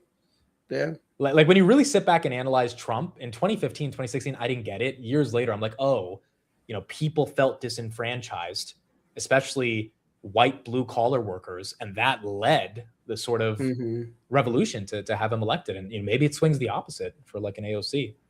Yeah, that's true. I mean, yeah, that is true. I mean, there are a lot of people that are struggling right now under like, but you know what's funny? A lot of the people that I find that are struggling, they're struggling because of blue policies. Like, so your solution is let's put the guys who mess shit up in power again to fix your problems. Like, I'll give you an example. Like in New York City, we have a terrible, like the school system in New York City is terrible. Okay, you go to public schools, they're absolutely trash. Like it's, and one of the reasons why is because a lot of policies that came up around the Democrats, they're terrible policies. All right, they're always like, we just need to keep supporting the teachers union, giving them more money. Never, hey, let's put some accountability into the system. You know, let them actually compete against like real solutions. Like same thing with like all the, remember like when the borders were open? Remember like listen, 3 years ago, oh, the borders can't be controlled. No one can, you know, we basically have to have open borders all the time. And then it's like now all of a sudden it's closed. And everyone's like, okay, like we're not seeing like mass, like, you know, what do they call buses to places and like, so everyone who's complaining about, oh my God, I can't find a place to live. Well, who do you think caused that? You know, you had an open border policy with like 20 million people coming into the country, and then you're competing against people. What do you think was going to happen? So it's, well, it gets into this conversation. I want to get your reaction to this, but Dario's not really helping when he says AI is going to take everybody's job, but the business is working. Let's listen to this, and I'm curious on where you think this is going to go, given the social conversation we're having. To generate, this is annualized revenue of more than $65 billion. This is according To two people familiar with the matter, it would be a 7-fold increase just from a year ago. These numbers, from what I'm hearing, are as of the end of July. Again, this is a projected run rate, so it's based on the current performance. A lot could change here, but this is what I'm told was shared with investors over the weekend. It does come ahead of Anthropic's highly anticipated IPO. And the revenue run rate, when the company last reported this was during a fundraise earlier this year in May, $47 billion. So it speaks to just how quickly the revenue has been ramping as this company looks to do its roadshow. Some of the other numbers we have been reporting today, preliminary Q2 revenue, which was also shared with investors over the weekend. We have heard from a source topped $11.5 billion. That was up 14x. But that is the latest. I should also mention here, Bloomberg was first to report some of these details. No comment from Anthropic, guys. So this is interesting because in 2016, people thought they were losing their jobs to the Chinese, which is why Trump got elected. In 2028, I wonder if people think they're going to lose their jobs to AI, and that's why AOC could be elected. So, I mean, what is your take on the Anthropic IPO? And I mean, what do you think the impact of it is going to be politically going into the midterms? First of all, I do not think for 1 second that, oh my God, everyone's going to lose their jobs and all this other. That shit is so hyperbolic. It makes no sense. Jobs always tend to transform. Like this debate, because I've been around, like being old, this is one of the things that you get to witness. When I was younger, my dad used to tell me the same thing, like, oh, you know, you should go into medicine because once these computers, they're going to start doing all the jobs. Right. And I'm like, okay, like maybe you're right, Dad. You know, what happened? Social media influencer became a job. Like, who would have thought that would become something? That's true. It did become a job. Yeah. Right.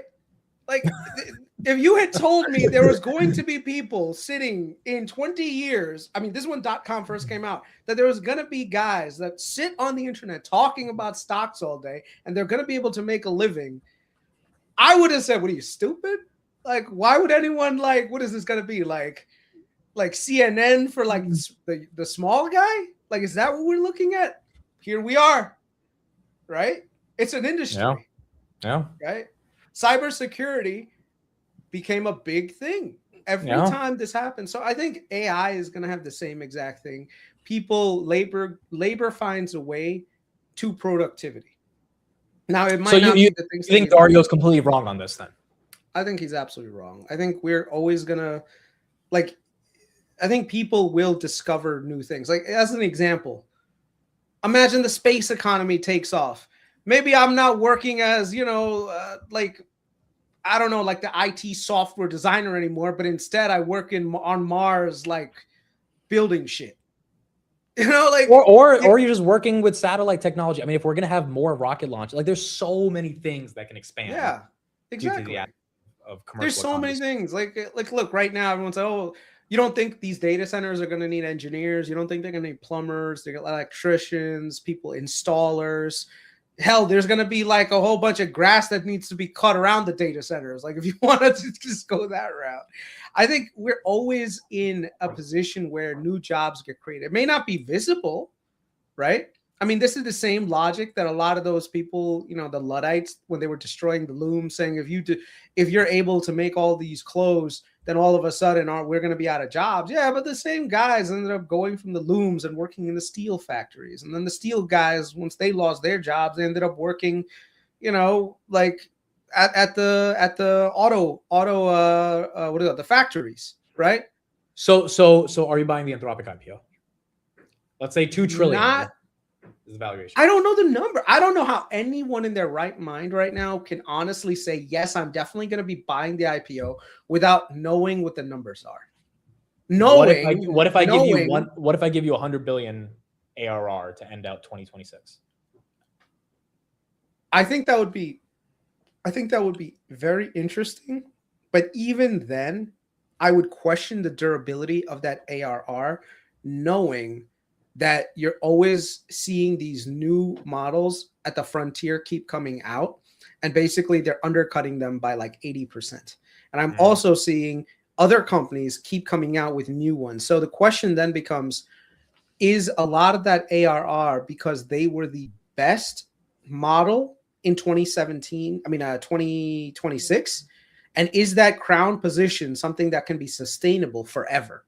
Because if it's not, then all you're really looking at is them IPO during a period where they were the strongest, and then they started to lose. Which would be market horrible, share. dude. That would be like Rivian going public when the EV hype was, I know Rivian. Well, that's exactly what happened. That's exactly what happened, right? Yeah. Most companies, when they go IPO, they're not going when they're like at their worst. They're going out when they're their best. The numbers look absolutely stunning. And then what happens? That it's hard to stay there, and then eventually they collapse, and then I don't know. Then you have to Even figure out Grokbot, dude. I've not used it yet, but I've read some reviews this morning. It's like legit. Like, I got it's it. Even all right, I got it. Experience with it. It's good and it's bad. It's good in that you can have like one of the bots set up to basically control everyone else. So this is what I did. The experiment that I ran was I said, I know a specific company. I know the numbers inside and out. Like, I know everything about this company, their profit margins, what this thing is going to look like in about 2 years, their debt structure is. I've done my fundamental research as an investor. I looked at the technical analysis. I looked at the fundamental analysis. I said, look, maybe I can take my brain and put it into this thing and make it so that it gives me a way that I can copy myself, like copy my methodology. So the way that I did it was I created one bot that specifically looks at the debt markets for that company. I made another one look at technical analysis, saying, okay, is it technically oversold? Is it overbought? What kind of situation are in the midterm? In the long term versus how they're trading right now. I made another one that did macro analysis, where it was like, okay, what does the macro look like if the interest rates were to fluctuate this way? What would happen to their earnings? If it goes this way, what would happen? I made another one keep looking at the industry itself for weaknesses. I made another bot that does nothing but insider buys and sells, and also do executive compensation to see what the targets are. Because if your executive comp is you start making money at 75 and this trading is trading at 50, that's a pretty strong incentive to get to 75, right? So basically every single bot had a purpose in something that I typically do when I'm doing my analysis. And I said, okay, go ahead, analyze everything and tell me what you think. And there were just disagreements all over the place, right? And what happened is when I ended up getting the answer, with my main bot basically sitting there, I realized that it couldn't make a good judgment. It couldn't do, it still needed human judgment. The best you can do is give it information to basically collect and present it to you. But you, at the end of the day, still have to be very objective in what you're looking at and being able to make it couldn't synthesize everything coming from all the different bots to give you a coherent explanation about what's happening yet. Yeah, exactly. Well, I mean, it doesn't have that human level intelligence to weigh certain aspects that, like, you as a human, you would just naturally. But do you think prompting would change that? Better prompting, or it could. I'm curious because I want to be able to take all of those responses that those bots had. I wish I could put it into a more intelligent LLM at the top level. I think the problem that I ran into was that, like, the head bot that's supposed to be that Chris Patel proxy was not as intelligent versus all the small bots. They were intelligent. They were doing their job just right. But it's that top bot that you need that frontier level intelligence that I wasn't getting. So if I could somehow plug, let's say, Mythos or Fable 5 level intelligence into that top level bot and have the other ones just be like underlings, I think it would be okay. I think I could actually get something that's more workable. Okay, so you're not buying Anthropic IPO. Do you think it tops the market out? Or do you think the market can digest it? I don't know. We'll see what happens when the numbers come out. But I do think that if there's any weakness, it could be telling. Like, I'm more worried about OpenAI than I am about Anthropic right now. For some reason, Anthropic seems to be able to kind of like sustain that premium user that the OpenAI people, they haven't necessarily been able to just yet, because OpenAI had to cut their token cost like 80% to gain market share. So that doesn't exactly give you a lot of like strength, like a lot of confidence in saying like, oh yeah, this is. I feel like Anthropic right now is the Uber, and OpenAI is Lyft. But that doesn't mean that like OpenAI can't come up with something and become the Uber. Like we don't know who the winner is and who the second, like number 2 is right now. Speaking of Uber, are you at all interested, given it's trading at its cheapest valuation ever at this price? I think there's a good opportunity for this thing to actually do well, but there is one problem in that this carries a lot of headline risk, in that every time something goes right for them, that there's always going to be like Google is going to do Waymo, and Waymo's expanding here, and then Tesla with Elon is going to be like, guess what, everyone, cybercabs are going to be everywhere in 2 years. And so there's always this terminal risk that keeps like coming up Keeps for them Uber, flat. even though their numbers Wow. are fine. You know, No. I will, one thing I hope everyone is doing, do not trust Fiscal AI's projections. Let me show you something very interesting.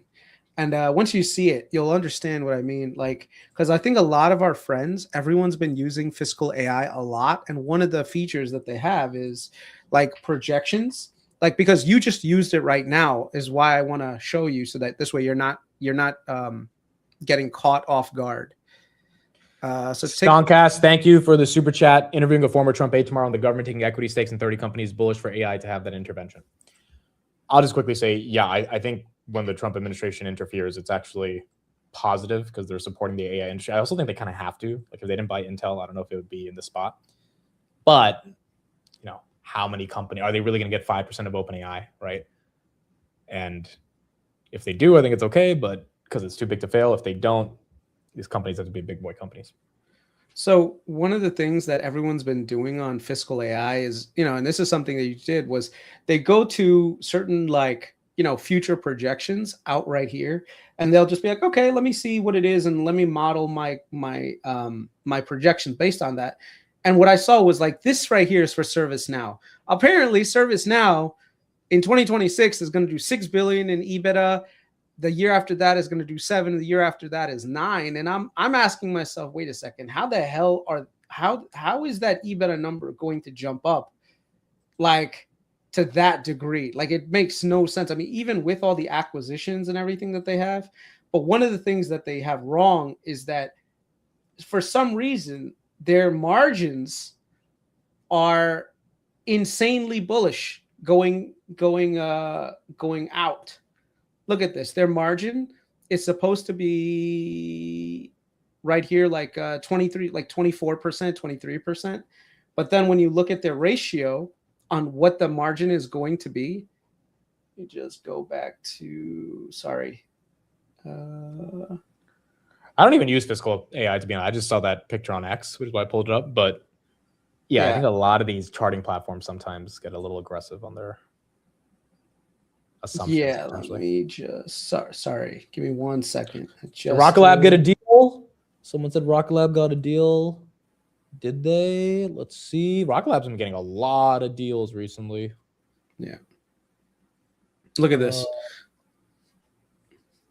Apparently, ServiceNow's EBITDA margins are going to jump from 24% to 37% by the end of this year. That's a little aggressive. Right. And then by 2029, it's going to be 39%. I'm looking at this and I'm saying, wait a second, what the hell? Now, the problem is everyone who I talk to, they're like, oh, yeah, this company's cheap on a forward basis because look at the valuation. The forward enterprise multiple on this thing is like what's it called? It's like 18. And I'm like, it's not. Like, you guys are like quoting the wrong thing. And the thing is, like, every time I see all these YouTubers now like going to Fiscal AI and doing some of this stuff, I'm like, but don't you know these guys? Can't you like text the founder and be like, yo, you need to fix this shit? I do have to, like, I'll be honest, I'm just a little lazy. I've seen these things. I've messaged them a couple of times. Like, I saw some stuff with like Nubank. I messaged them about it, and I think they eventually fixed it. But let me see if they did. Speaking of Nubank and SoFi, first of all, do you have SoFi or no? I don't.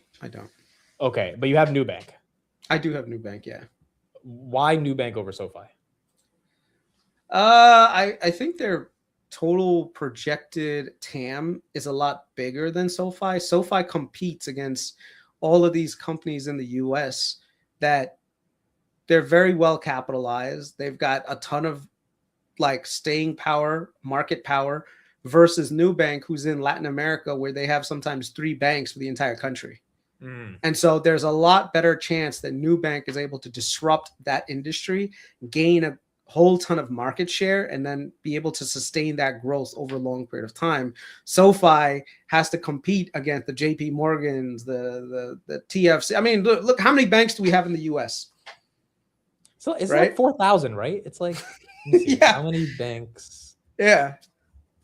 It's like around it is, 4,300. Yeah, all the credit unions that are out there. Like, yes, the US market is probably one of the most lucrative markets, but it's also one that's very saturated. Look at how many banks are in Brazil, or how many top banks are in Mexico. How many banks are in Brazil? 150, bro. There's nothing. Yeah. And then you look at same thing with Mexico. And the thing is, a lot of these banks, they're like 48. Yeah. And so a lot of them are very like old school banks. They don't have a lot of like that crazy great technology that Nubank kind of brings into these new markets. And so when you think about it, it just seems like the areas that Nubank is targeting are ripe for disruption versus SoFi. I mean, how much can you really like? I'm sorry, but like, what is SoFi doing that's so disruptive? I mean, look, I agree. I think the business is growing very nicely, but in terms of pure disruption, I don't. No, it's lending. Like, Yeah. Now they didn't even give me a loan, bro. They rejected you for a loan 3 years ago. Yeah. They rejected me a few weeks ago. I was like, so their underwriting, I guess, is really decent because they're super picky, but it's lending. And then like, if you look at these, I know some of the people here, they get a little bit, some of the people here, they'll be like, oh, this is like, so you're saying invest in banks in the third world. I'm like, you do see that like Mexico's GDP is growing pretty fast. You see Brazil, their GDP is growing. So you have to remember that as these countries grow, their banking service needs grow. The people, they move from low income to middle income to high income. If you can capture them when they're still at the low to middle income, that GDP growth and that consumer you capture for the next 20, 50 years. And so if you capture 1 million people whose GDP per capita goes from, let's say right now it's like $10,000 to like $30,000, that's a huge jump up in how much banking that they're going to be doing, and that is going to be a method for growth. That's why don't overlook emerging markets as a place where you want to make money. Bro, that's part of my thesis for Grab and financial services. They just came out with a new credit card today. I mean, the ability for them to tap into an incredibly untapped ecosystem.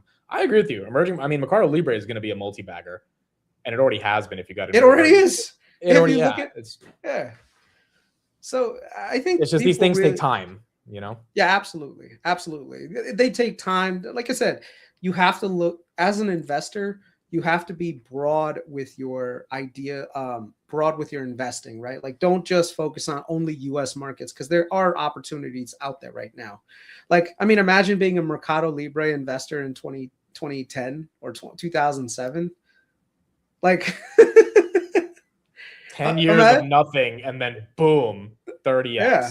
Like, yeah. Because then the thing is, like, Mercado Libre is the dominant platform in Latin America. So people would say, oh, I'd rather ignore Latin America because it's a third world. By the way, Latin America is not third world. Okay. There's a lot of countries in Latin America that have really good GDPs. Like, and not to mention, even if you only got the top 20% of all the consumers in the Latin American area, those 20% actually end up being close to what the US population middle class is. In India, there's a lot of people that are saying India is a poor country. And me and you both know there are definitely a lot of poor people, but then there are enough people in India because there's 1.4 billion people. So if you think about it, even if you captured the top 20% of India, the top 20% of India ends up becoming close to like 100 million to 200 million people that have incomes very comparable to the middle class of people in the United States. Yeah. It's just, it's not as obvious, you know? But do you think SoFi probably deserves to be around that 25 range, or you think 18 is more fair? I think I've moved up my estimates from like the lows of 10 to 20 to probably now closer to 15 to 25. You know, but I do think that you should be valuing this like a traditional bank. I think if you really want to do a good, like I by the way, I watched an analyze video that the guy did because I wanted to see. Oh, he like, pissed off. He pissed off every SoFi investor this weekend. He basically was calling out like that it was just a retail driven company with retail, blah, blah, blah. But the premise that he laid out was really, in my opinion, a little bit weak in saying all they do is personal loans. Those are unsecured loans. And during a downturn, they don't do well. And I'm thinking to myself, I said, well, if your risk adjustment is fine, then you're basically going to be okay. Like if JP Morgan lends to a lot of people at 5%, but has no defaults, and SoFi lends to a lot of people at, let's say, 10%, but has like a 10% default rate, you're still basically getting the same thing. Like it's just, you know, just don't be so like, but the thing is that I think that differentiates SoFi that a lot of people don't give them credit for is that their lending standards are improving over time and their delinquency rates are actually declining. So if you're valuing SoFi like a traditional bank, then I think SoFi is fine. Like, and that's the argument that the guy was making, by the way. He was just saying, I think that SoFi should be valued like a bank. And he was saying like a PE of 10 would be good, like, you know, something like that. And I'm like, yeah, but SoFi is growing at a faster pace than a traditional bank. Like a mature bank is not growing at the same pace that SoFi is. So why would you give it such a low multiple? Like, yeah, I don't think that SoFi should be getting like 50 times, you know, 50 times earnings, but I don't think they should be getting like a 7 to 10 that a traditional bank is either. You know, I think they should be closer to like probably 15 to 20. And if you do the analysis, like how much did they do this year in SoFi did in earnings? I think they're guiding for what, 80 cents is the guide for this year. There you go. So 20 times 80 cents, that's $16, which is where they are right now, between 16 and 18, right? Right. And then what are they going to do next year? Next year, they'll probably do. I think it's $1.20. Correct me if I'm wrong, guys. There you go. Give it a 20 multiple. There's your answer. Yeah. Okay, let's end it off with put a ticker in the chat, and we'll get Chris's quick take on a bunch of random tickers. Chris, if you don't have a take on it, then that is fine. Did you take a Carnival cruise to Bahamas or Norwegian, or which cruise? I took Norwegian. Are you more bullish on them? think I have a well, until this thing with Iran gets resolved and interest rates start coming down, I think Norwegian, Carnival, and Royal Caribbean are going to have problems. Not to say that they're not going to do like well as businesses, but you're not going to see a crazy amount of return coming from them. Because people are going to buy Micron over Norwegian if oil stays up, right? Not to mention, like, if you just look at the way that the business operates, they're capital-intensive businesses. The cheaper the capital, the more the profit margin that they get to retain, right? And then on top of it, oil prices. If you can, like, oil makes up about between 10 and 15% of their total cost. So the thing is, like, if you have a ticket that's sold out a year in advance, and then all of a sudden now oil jumps up on you, you got to eat that cost. And that's going to directly impact your bottom lines. So right now, if you look at the cruise lines, they all took a dip post Iran invasion because oil started to creep up. But they've also been fluctuating up and down, primarily based on like Hormuz Strait closure and Hormuz reopening. So they're like, so if you think that the Strait of Hormuz is going to be open in the next couple of years and oil is going to drop down to the 60s, then it's probably a good same thing with the airlines, right? Yeah, absolutely. American Airlines went up to 18, right back to 14 now. It was at 18 on July 1st, and now it's right back to 14. Okay, cool. So, Chris, quick take, like 30 seconds. All right. Netflix. Netflix is a little bit difficult in that there's not a lot of growth for them in terms of like raising prices anymore. I think they've topped out at price raising, and now they have to find new verticals where they have to make money. So I think it's too hard to categorize for me right now. I'll be honest. If I don't know, I'll just say it. Yeah. No, it's fine. AppLovin is the same kind of situation where they have concentration risk right now with mobile ad, like gaming ads and stuff like that. So they're also in a difficult place, but AppLovin is getting to the point where they are getting a little bit interesting, but their numbers haven't been doing that well. Like they've actually been declining. So I wouldn't be the first one to buy AppLovin right now.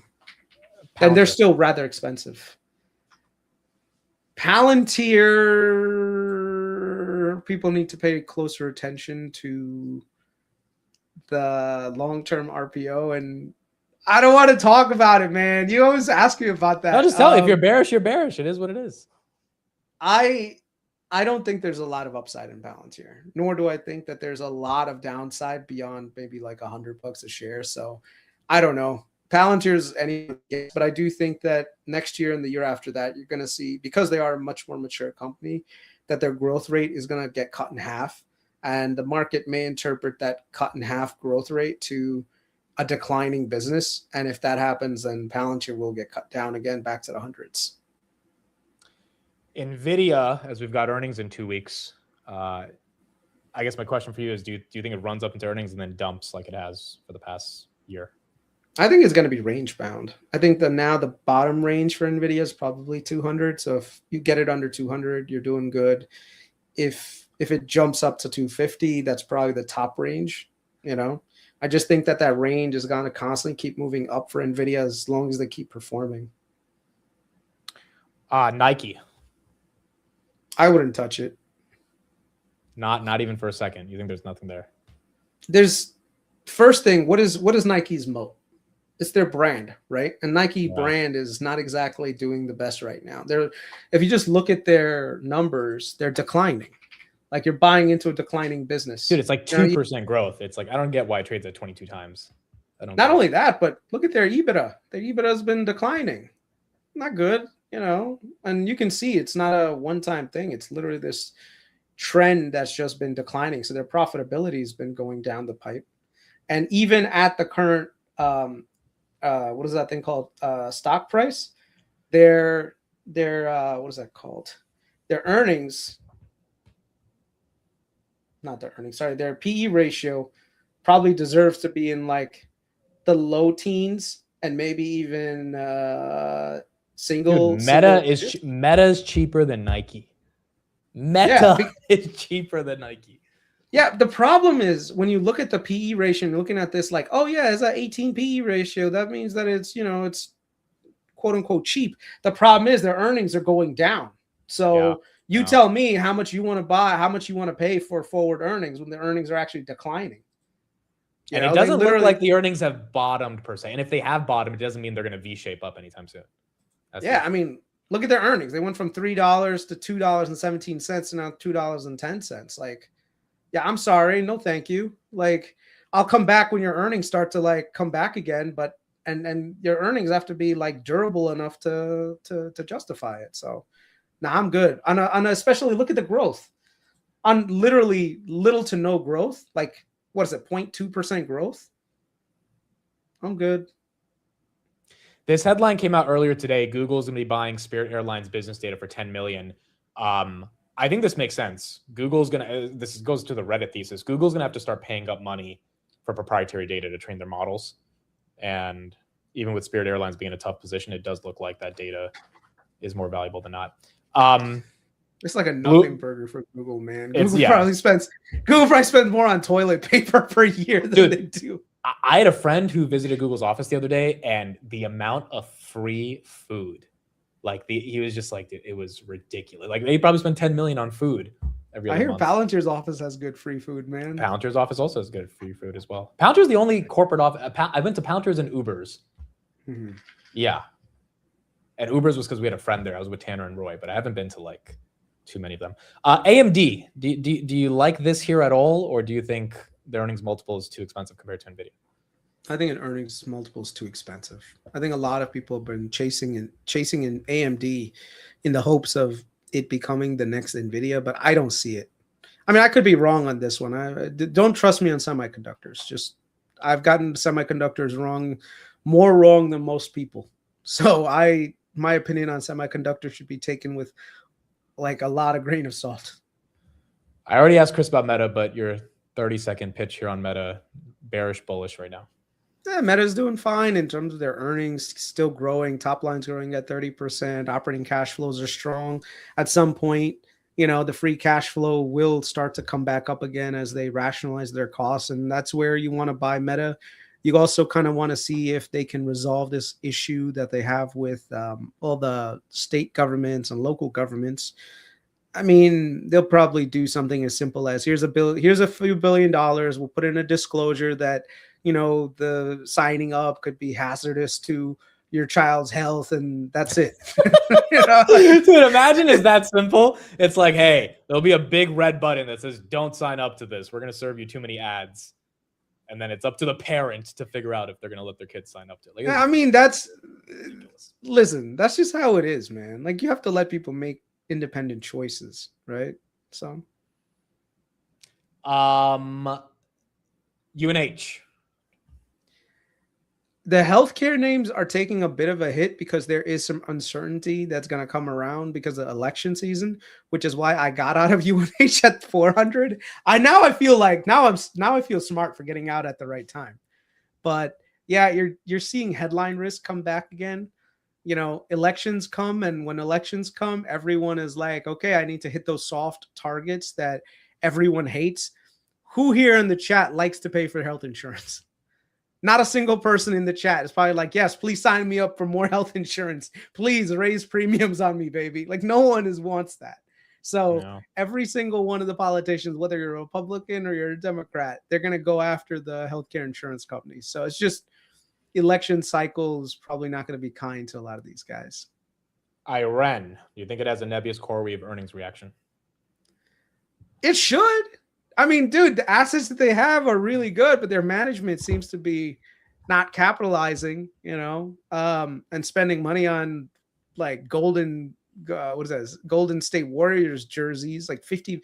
So the thing is, like, stop doing that. Stop spending money on dumb shit. Start signing. Is it that deals, dumb bro. though? 50 million's nothing, bro. Isn't that like optics wise? I know they don't have a new deal, so it looks like it's bad, but who cares? I don't know. Million. I just hope the company isn't turning into like the personal piggy bank of.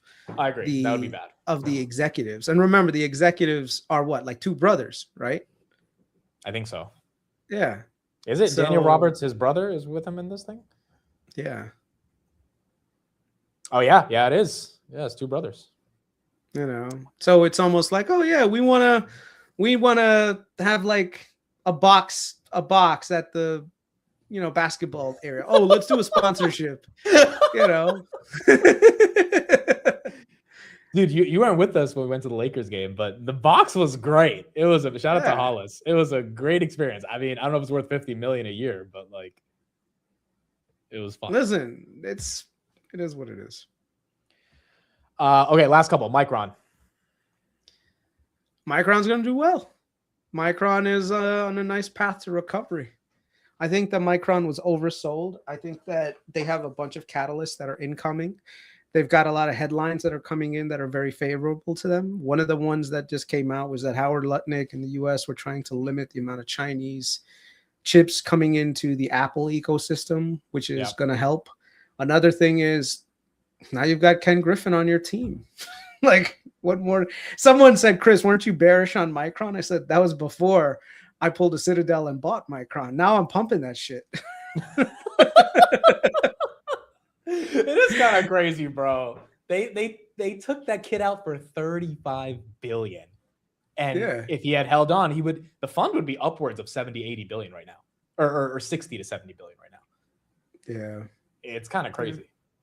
Well, some people are like, oh, Chris was so bearish. I was bearish at like 1250 when the RSI was like 110. Like, what do you want from me, man? When you have overbought levels like that, like, just go into any charting software and just be like, hey, does this RSI look sustainable to you?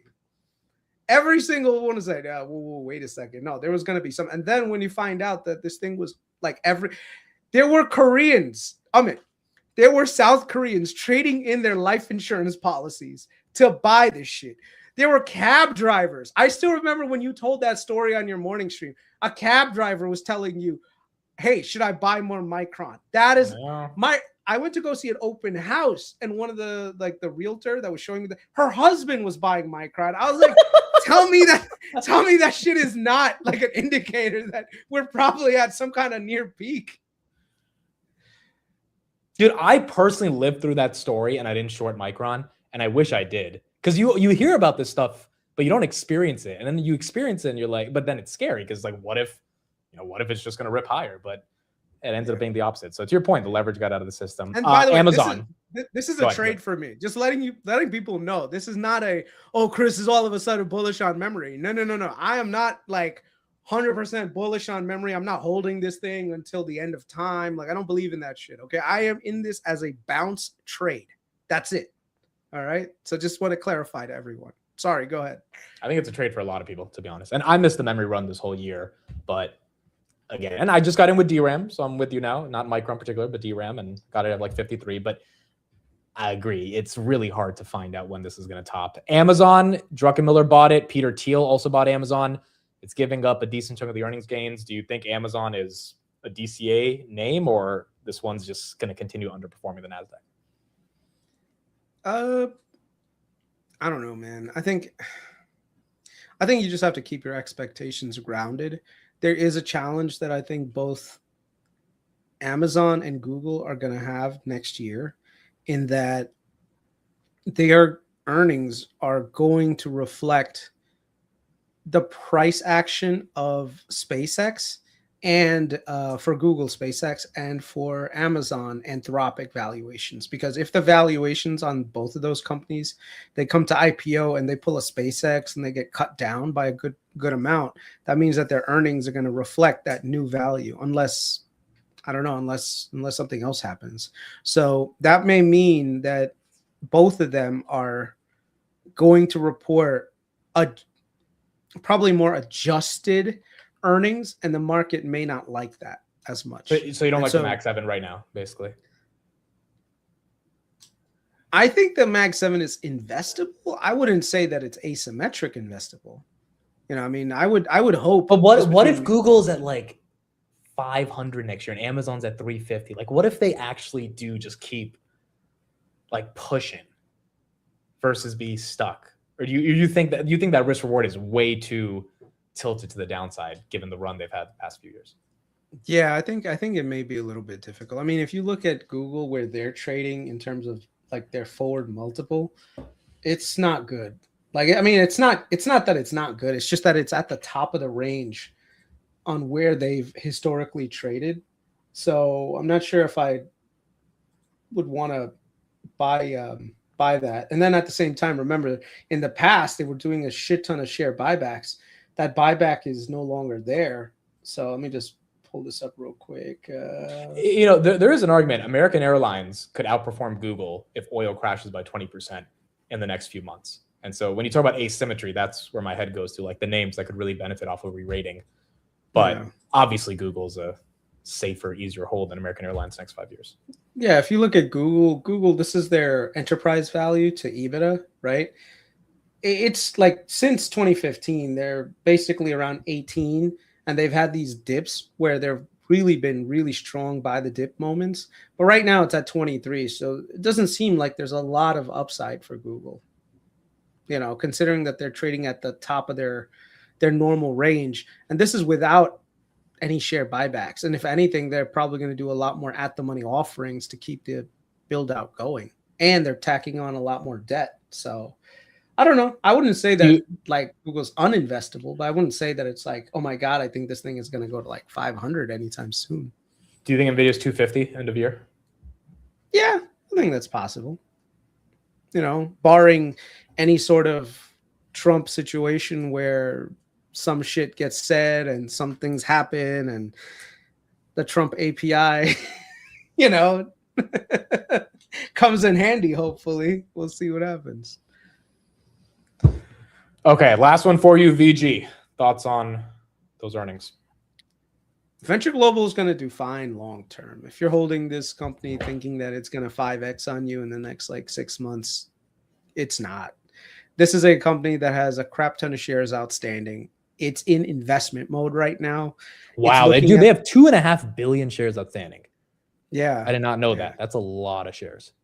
Yeah. And the thing is, they also have a lot of debt on the balance sheet also. So right now, all of their additional cash flow is not going towards like share repurchases and dividends and stuff like that. All of it's going to reinvest it back in the business.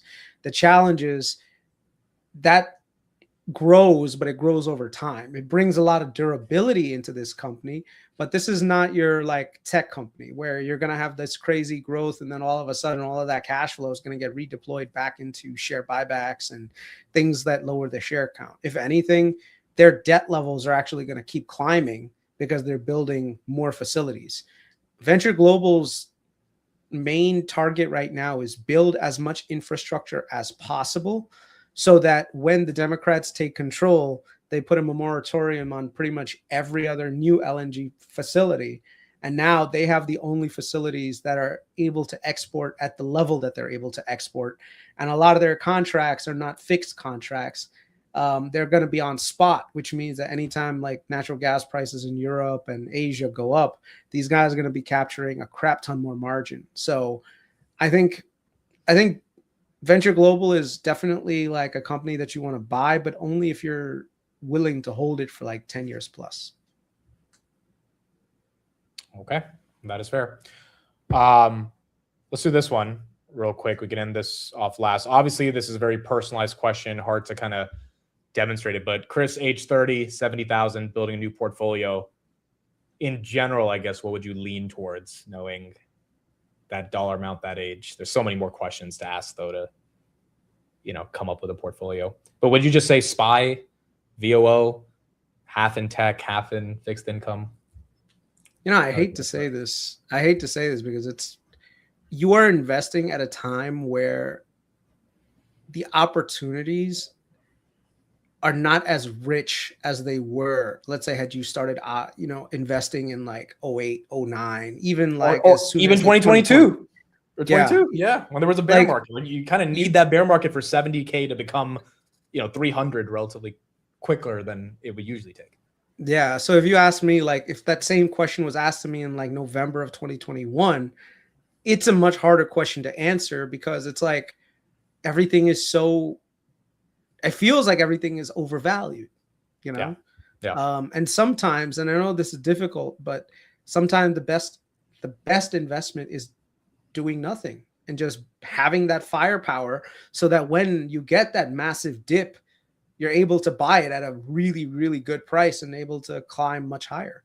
But Agreed. if you were to put a gun to my head and said, where do I think that there's opportunity? I'd say, look at the SaaS names because they have been beat up and some of them are great businesses that are still able to give you a lot of return, both in terms of, buybacks and dividends and stuff like that. So I'd say you have to be very selective on which sectors that you're trying to pick up here.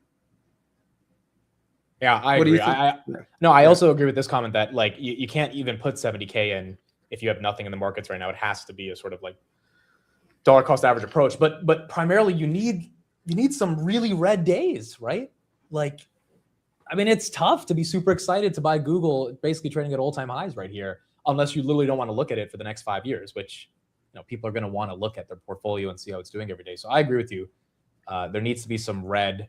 But in the red that we have already seen this year, software is still the most red compared to the semis. And like Zeta, $7 billion, I think Zeta could become a $15 billion company. I think that could double given their growth rates. But do you put all 70,000 into Zeta? If you're like, it's hard to, just go all in on one thing, especially after it's already made a run as heavily as it has. Even among, someone said, don't go SaaS heavy. Yeah. Even among the SaaS, you got to be very careful where, which part of the SaaS trade that you're putting your money in, so just be wary of that. There is one company we should look at. I think that if it gets oversold enough, Wait, let's could guess. be- Put in the chat. What you didn't tell me about this. Have you spoken about this publicly yet? Kind of, but not really. What do you guys think? Okay, so describe it. If it gets sold off, how down is it year to date? Matrix. It's not even that much down.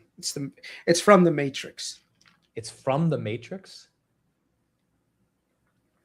It's a classic film, by the way. I hope people have actually seen that movie. Because if you haven't, what are you doing?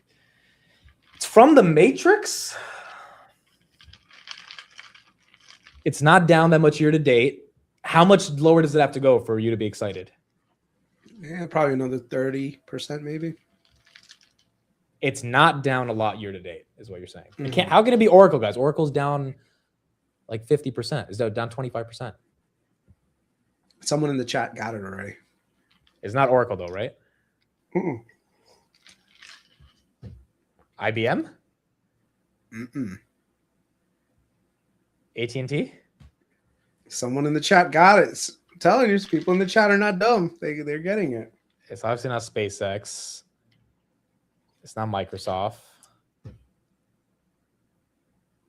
Okay, what is it? Bending Spoons. Oh, this Italian shit? Really? Yes. I'm curious on Absolutely. your pitch. Okay, Arnie's in this privately, right? This is his I first know, private I know. investment. I know. I love their business model because in the AI world, I think this business model is on steroids. Like, okay, let me just break down the entire thesis. Okay. There are a lot of legacy companies out there. They have founders. They have who are filthy rich, but the founders have kind of said, I'd rather spend my time in Monaco, chilling with Playboy bunnies than trying to grow the business more, right? And it's difficult. Bending Spoons, what they do is they take some of these companies that still have a strong brand presence, but then also have a strong following. They buy them up. They strip out a lot of the costs. They improve the business. And not only do they improve the business, but they integrate a lot of features that users want, and they're able to then incrementally charge a little bit more. And the thing It's is kind of that like Constellation incremental Software, charge- right? Yes, it's very much like Constellation Software. But the difference is that in the AI world, you don't need thousands of software engineers anymore to push a lot of updates and a lot of products. You just need a really small, dedicated team of people that are able to rework the situation and make it very, very cash accretive. Do you know which other company did that and they did really well? I wonder if you're going to say Berkshire Hathaway. Palantir.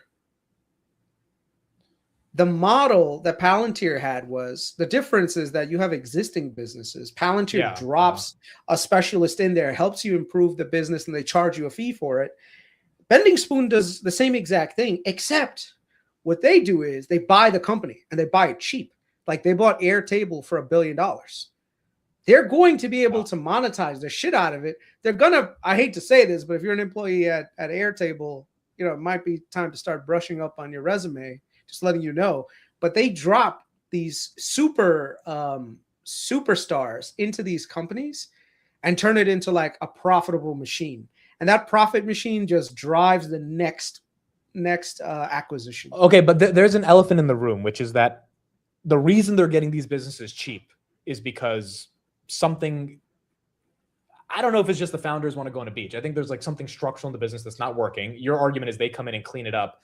How good how good will they be at actually cleaning these businesses up and making them operational? They've proven it. They've proven it. They've done it for the last 10 years. This is not something they just started 2 years ago.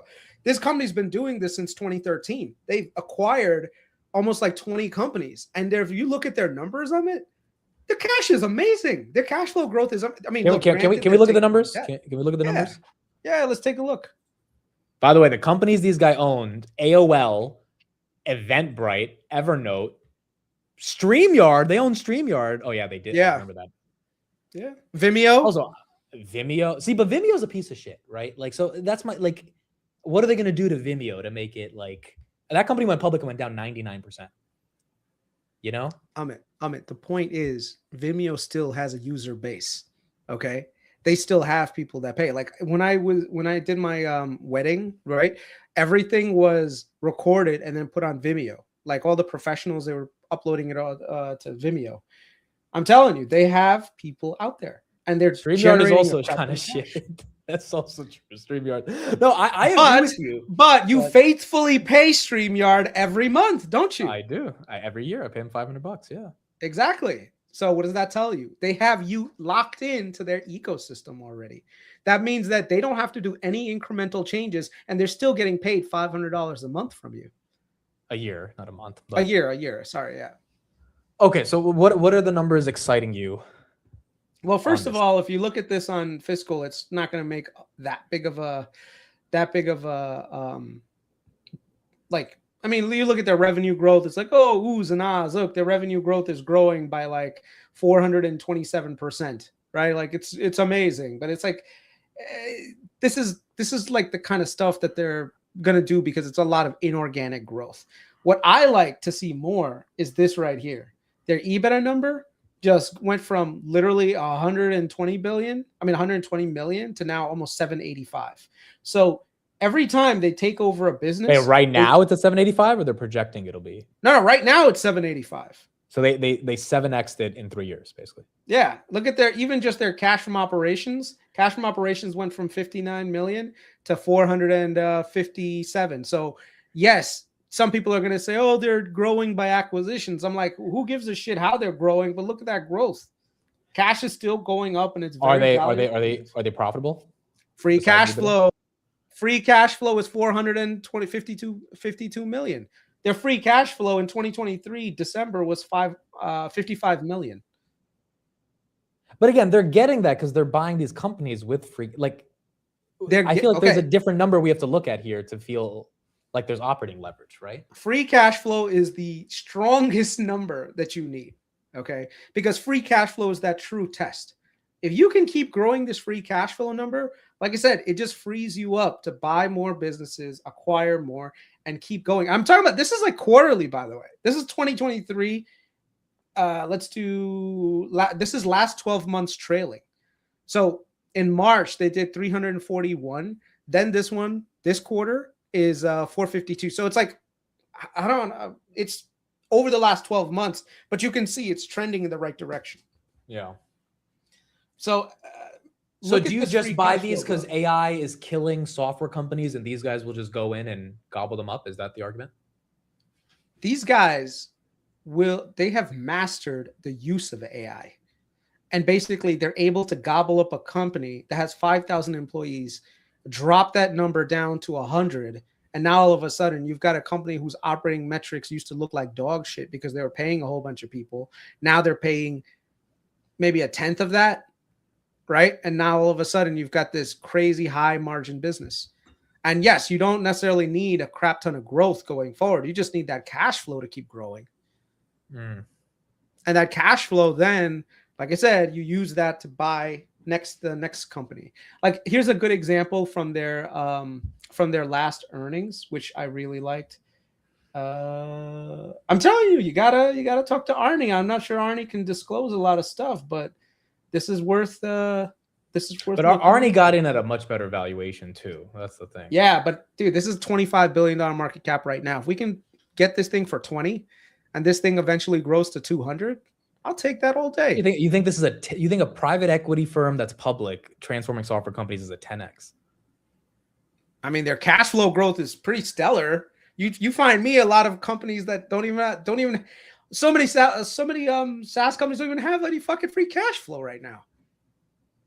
You know, I think, like I said, this is worth looking into. It is a business model that I can get behind. It's definitely not going to be one of those like instant 500xers, but over time they're doing what they need to. Like, look at this. Let me see what they said about AOL. Let me see. We migrated AOL's news portal to a new self-developed content management system, rebuilt the advertising tag, completed the reauthoring of the webmail front end, started migrating the user base to a new platform, and undertook extensive testing of monetization optimizations.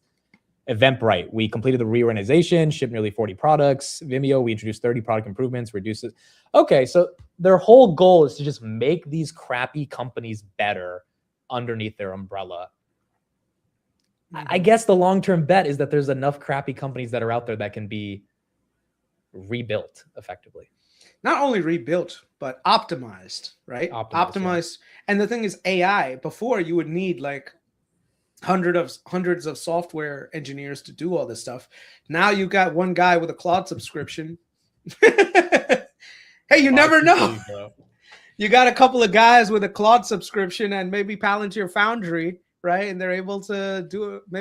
Maybe get Arnie and Bending Spoons and Palantir into the same room again. And by the way, they're founder led, because I know you like founder led companies. Yeah.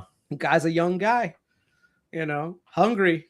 So yeah, it's not on Robinhood. It's listed on the NASDAQ, but for some reason it's not on Hood. I don't know why I don't see it on Hood. BSP? Yeah, it's not on Hood for some reason. No, it's not on Hood. It's weird. Let me see. That's so weird. It's listed on the NASDAQ. There's no way. Dude, it's not there. Stocks. Let's see. Ooh, I don't see it here either. Maybe it's yeah. Is it an ADR? No, it's not. It's not on the NASDAQ. It can't be an ADR.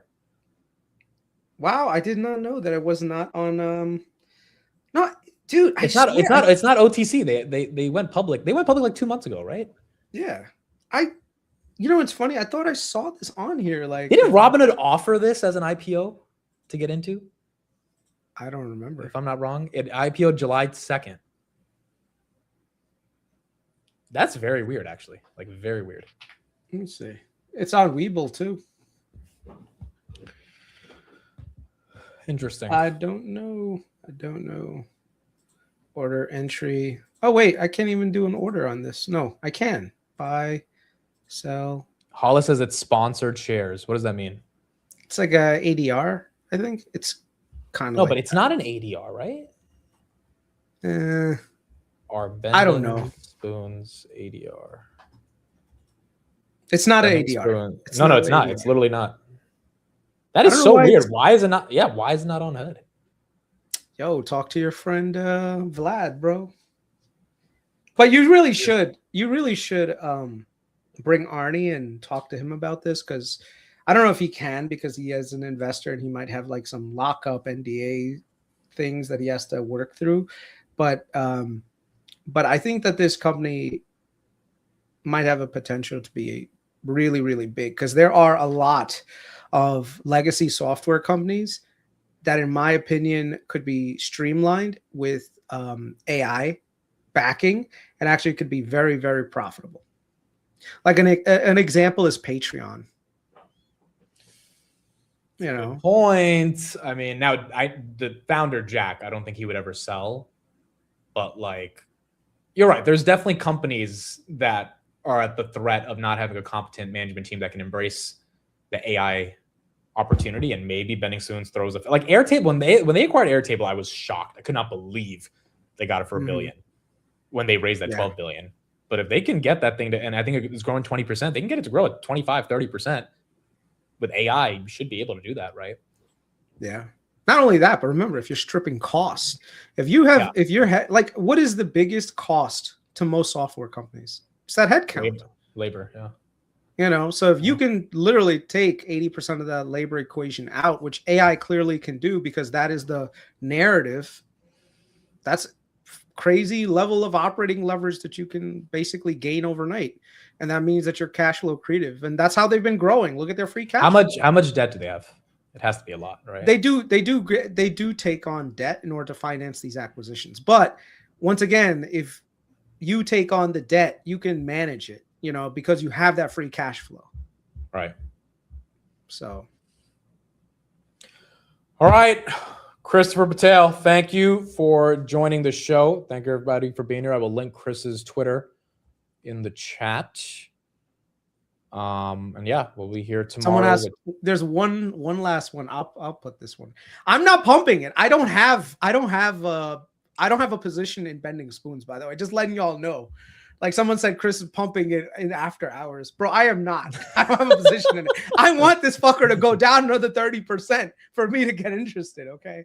This just IPO'd. I don't want Yeah, to dude, touch it trades at 40 times sales. I would wait until like low 30s, high 29s or high 20s to even think of, like, I'm not buying this thing IPOing and it's not even really a company. It's a Yeah. holding company. Like If there's you no FOMO to be excited about Bending Spoons. If you want to help me pump something, pump up Micron, bro. Buy some Micron. I got calls that expire in January. You know, Dude, but you're out up, here. right? You're up like 30%. Oh hell yeah, right? I'm up. Hell yeah, I'm up. Yeah, boy. If it hits 1250, how much do you make? Like 350%. It hits 1250 by January.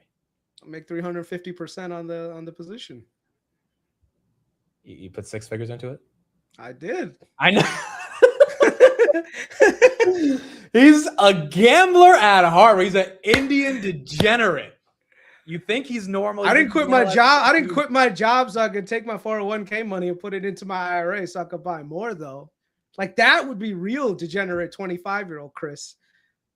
40-year-old Chris is like, I got a mortgage coming soon, so I can't deal with that anymore. That's true. Did you tell everybody officially? Oh yeah, I bought a house There we go. way above what I wanted to spend on Micron it. better not dump now because that house is going to become 100,000 more expensive if it does. No, it's fine. It's fine. I already have the money for the house already done, so that's fine. No, it's just I just felt like Micron was a good bounce play. That's all.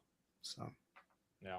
Look, I think as long as this bull market stays intact, we get this oil thing to come down. I think Micron's probably 12 to 1500 end of year. Like the multiple doesn't make sense here, but Yeah. it's one of those volatile names where anything could go against it. So obviously that's where the risk is. Yep. All right, folks. Thank you all for being here. We'll be back tomorrow for the market open. Chris, thank you for joining. And yeah, Later. thank you all. See you guys tomorrow. Have a good one. Bye, everybody. Have a good one.